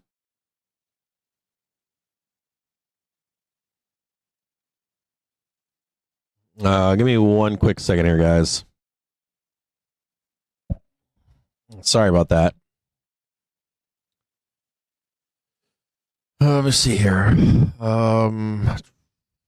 Break time, be right back. Old Manny. Sorry about that. I'm here in the background working. Give me one quick second here. Nothing has changed into tomorrow, so just be aware that for tomorrow, for Wednesday, we have. Let me go back to this trigger screen for you. Close imbalance. The S&P 500 1.02. Same as yesterday. Nasdaq 100. Still no relief. No relief squeeze up. 150. Looking to stay on track for this major. Let me just show you the where we're actually headed right here. So just so you can see directionally where we're headed to the downside. This is PT1. We didn't quite hit it today. We'll move this over again. Still no PT1. And note too, let's go back down here and look at the bottom right-hand screen. PT1 is here on 5,900, but note for tomorrow, 5,850, viable. And we're not viable yet down here, but if you get any kind of doom or anything by like Friday, you get some bad news tomorrow. If we're able to hit this downside move into tomorrow to the put wall, that's 5,850, right? Into the open. If you get bad news inside of the minutes, we close on Friday, right? Come back on news on Friday, and the puts have developed to the downside. When you hit this put wall, right? You hit this first. Dealers counter the trade, right? So we bounce off it. Then come back on Friday, and now that dealers have delta hedged all that put buying, leaves that door open into Friday to get down here into Thursday, right? So just be conscious of this into Friday. If we get a bad NFP, get a bad unemployment number, drag us down just a little bit more. Am I sure we get down here? No. The only real sure thing that I see here is this 5,850 down below. Not sure. Well, this is the sure one right here, but I think this is easily viable, and that's 581. Also a weekly target to the downside. We'll take a peek up here. So if you're looking for that, oh wait a minute, wrong place. If you're looking for that stretch to the downside, the PT1 is right here, but this PT2, that's that 5,850. This would trigger, of course, that hedging flows and the acceleration of CTAs, COTs. So you get down here, you trigger all that stuff, pump back up again, right? But then on Friday, you get the give up, right? I gave it up on Friday. Forget this, fuck this whole week, and back to the downside. Would they try to pump Carter's funeral? Possibly. But if you're like an institution or something like that, you're probably looking to close this week out as deep as possible, which opens that door to 562. This is a stretch. This is like 5% chance. You'd really need bad reports tomorrow, bad reports on Friday, and for the Carter stuff to go wrong. If all of that goes wrong, though, easily get down here to 61. It would be a fucking bloodbath. Into Friday or even Monday, get down there and just wick the fuck out of all that down here. I don't know if that's not on my plate. I'm not looking for that. So just be extra. But this is not in what I think is going to happen. Also note here, coming into the close on a 30-minute basis, that we're like looking at this stuff here. I want to show you this right here. You can see this. We finally got that negativity in the downside here. And I want to show you where that is. So saying, yeah, it would still be a stretch to get down to 62. Like this stuff right here would put us into that second 5,850 to the downside. So all this stuff right here, right? We're right here right now. Get a little bit more blood down in here, down in here. That's how you get your 58.50 on SPX. It's also how you hit the, let's see here. Also, I hit 581.69. So I think that's a reasonable here for Friday, Thursday, Friday, PT1, PT2. We need to see something worse, of course. Into to get lower than that down here, to get that weakness. But I will say this: whenever this is done here, the one good thing is you've completed a. The one good thing is that, at least from a perspective of Elliott wave, you've completed a flat, possibly sharp, depending on how it goes. Correction, you got 1, 2, right? 1, 2, 3, 4, 5. Whatever that 5 is should be done.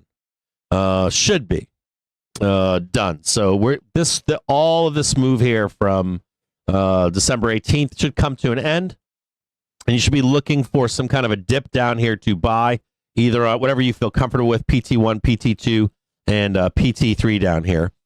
For a sideways move into the middle of January, and then an up move into February, March, and April. We'll get more into this as it unfolds, what to watch out for, if this was the top of the market or not. We haven't confirmed that at all yet. I'd really like to see if we can get this deep or not. This would open doors to much, much deeper lows. It actually puts 500 on the board. This puts 500 on the board too. Tagging this 581 actually brings, not today, but like 3 or 4 months down the road, brings up a trade to 500. Much, much, much lower, believe it or not. So we got like 550s on board, but then like 500, we need to see how deep we can actually get. That doesn't matter right now. You'd actually see an all-time high before we get there, just so you know. Like there would be an all-time high, a decent one, 25, 40, something like that, but it would result still in 500 into the late spring, stuff like that. We're not there yet, so there's no reason to be concerned about it. So expect the pump up into the close today, and then look for the more continued selling into FOMC doom and gloom into tomorrow morning. 11:30, 9. I don't know if it's 9:30, 11:30, or 2 p.m. But not only that, they'll fade us sideways, and then they wait for the report. If they get their hands on that report, we won't get it. But if that report comes out, that written text comes out, and it's more hawkish than what was discussed, either in the press conference or in the press release, we got to be careful, right? You're going to get that knee-jerk downside reaction. And you also have Trump right now, who's out of control. I mean, I'm reading some of this stuff in the background earlier, and it's, I was reading it, and I always forget the implications of what he says to the stock market. And I'm thinking about Meta, and I'm like, oh, they're going to do the X thing. I kind of like that. And then I find out it's because Zuckerberg is making deals with Trump. So it's like there's always like some underneath something that matters. So they'll use this. Now, do I think that's material to the stock market? No, I don't. I don't think that's material. But can it be used to get the price that you want as an institution? Fuck yes. And so if they can get down to 60 or 80 to get the lows they want to long here in Q1, then they will, right? They'll use any excuse they can to get down there. We're still in negative velocity. We're in negative gamma right now. I will be honest with you, if you were looking at Elliott wave, that was the bottom. 86, 78, it's close. This is the actual, if you're counting, right? This one and maybe one more leg down to right here. So that PT1, if you're looking at this from like an Elliott wave perspective, that's pretty fucking close right there. Do you see it?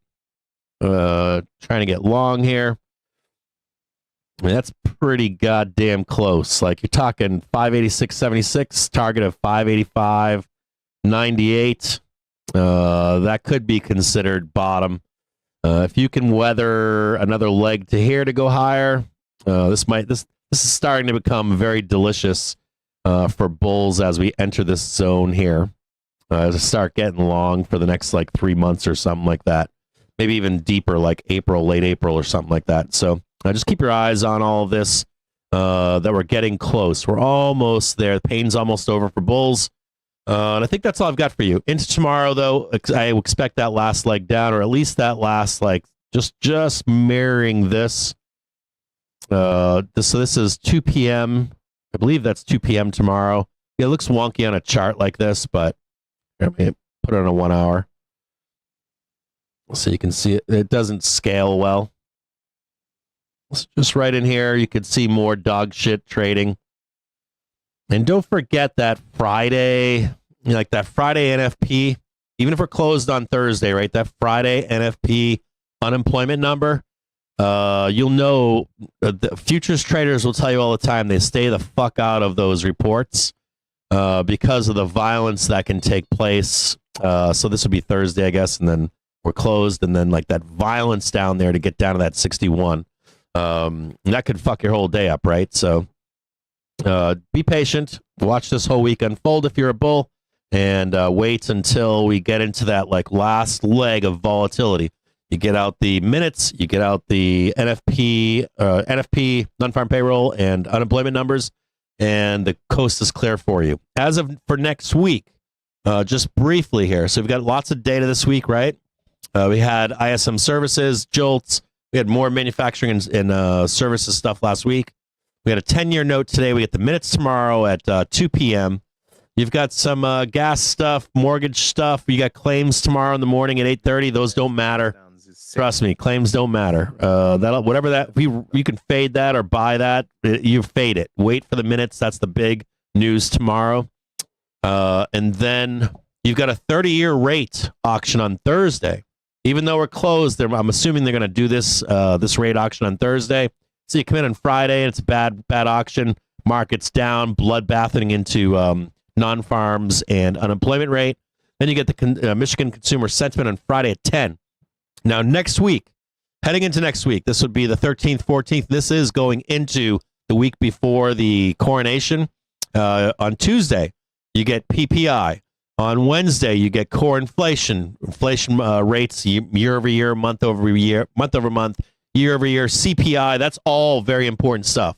Rate of inflation, unemployment numbers. So you got unemployment numbers coming out on Friday. Then you got inflation rate. You know those are key metrics for are we going up or down in Q1, right into the inauguration.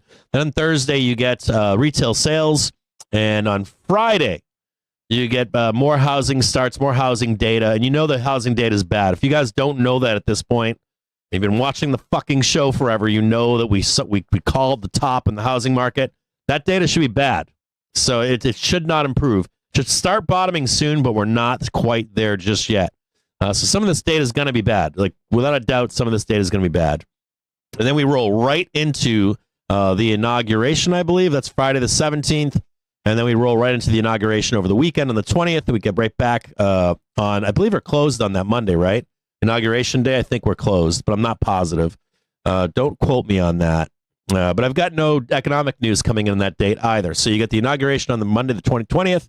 We roll into less important data the week into OPEX, or that's the OPEX week, and then rolling into end of month into the 24th. Less important data. No real important data until we get into the end of the month here for January. So all the major data out of the way this week, and the beginning of next week should light the way for a bottom to buy and get long into March and April. No holiday rally in sight at this point. I think they're going to try to take away my trade here for Jan 17. I'm getting very concerned here that we can't get above this, and they'll pin me in below this 602.50 in here. I'm getting some concern here. I figured with time I could beat all of this, but they're eating me alive. I've had a few times in my trading career where instead of that month and a half, they take it right to 3 months. So it's either a month and a half or it's 3 months. If it goes 3 months, we explode afterwards to the upside. And this is just going to eat all of the trades into Jan 17 for the inauguration. Anyone that's like, I'm on the Jan 17, Jan 20 inauguration trade, they'll push it way past to eat all of these calls to eventually go to the upside. So We're stuck in this right now together. All right, I'm going to let you guys go. It's 4 p.m. Is it, what time is it? 4:04. Blabbing. I'll catch you guys tomorrow. I'm trying to get this stuff done in the background for a 2025 outlook. If you want to know what the outlook looks like briefly, it looks good. It looks bullish. There's risk, but we already knew that. We knew that 2 months ago. So I got to write this stuff out and get it finished for you so you can consume it and see what you think and have a plan for next year. There's some other things here too, like when 2 years ago we talked about an outlook in 22, right? We called the bottom in 22, and we actually called it the morning and the date of the bottom. And what's fascinating is I'm writing here a piece about. Let me talk to you guys really quick. I'm writing a piece here about.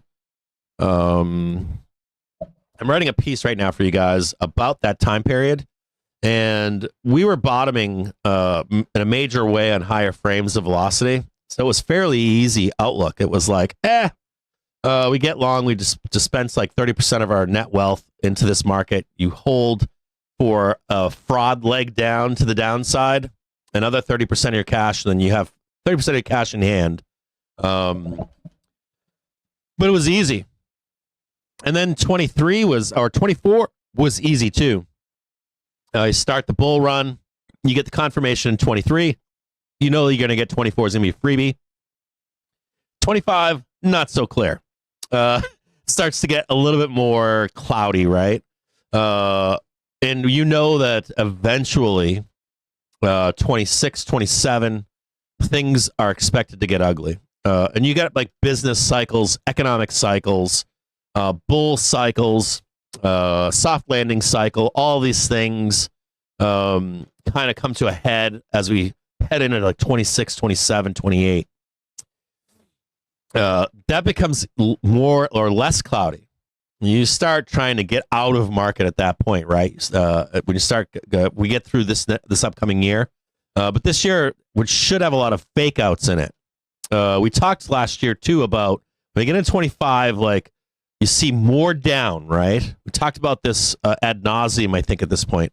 You get into 2025 and you're going to expect deeper downs than we had in 24, right? Go deeper, deeper, deeper, and then limit your upside expectations, even if we go higher. That you sit back a little bit longer than you would normally do, and then you get out a little bit earlier than you would normally do. Hey, we got an all-time high. Probably going to pull back a little bit for a correction, then we're going to make some major all-time high again. Like that whole like trade from 23 to 24 is probably over. It's probably over. Is 25 as clean as the last 2 years? Probably not.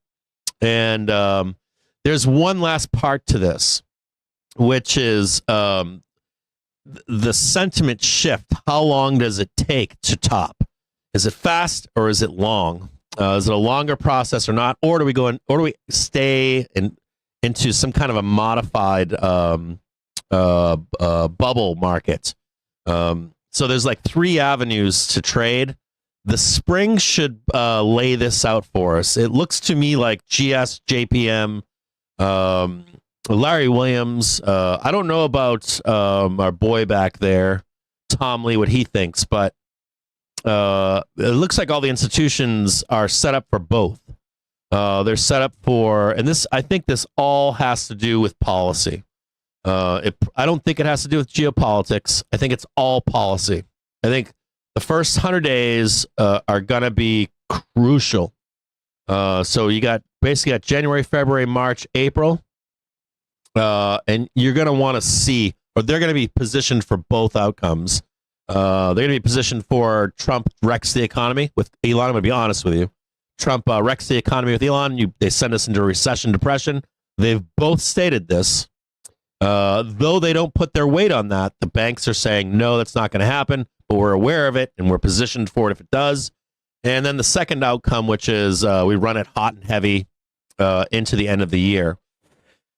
There is some wonkiness, though, to where those lows will be and those highs will be and the strongest parts and the weakest parts of the market. That'll be in your report. You're not going to expect it. It's going to be out of whack. It's not going to be. It's not going to follow traditional stuff. Well, it will. It should follow first-time presidencies and presidential years, first year in office, and fifth or sixth year bull runs. So we'll give you a seasonality chart too that'll show that for you into this year. And they all track kind of the same. So we're actually on that track right now. We're actually trading that same seasonality right now. So we'll see how that plays itself out end of year.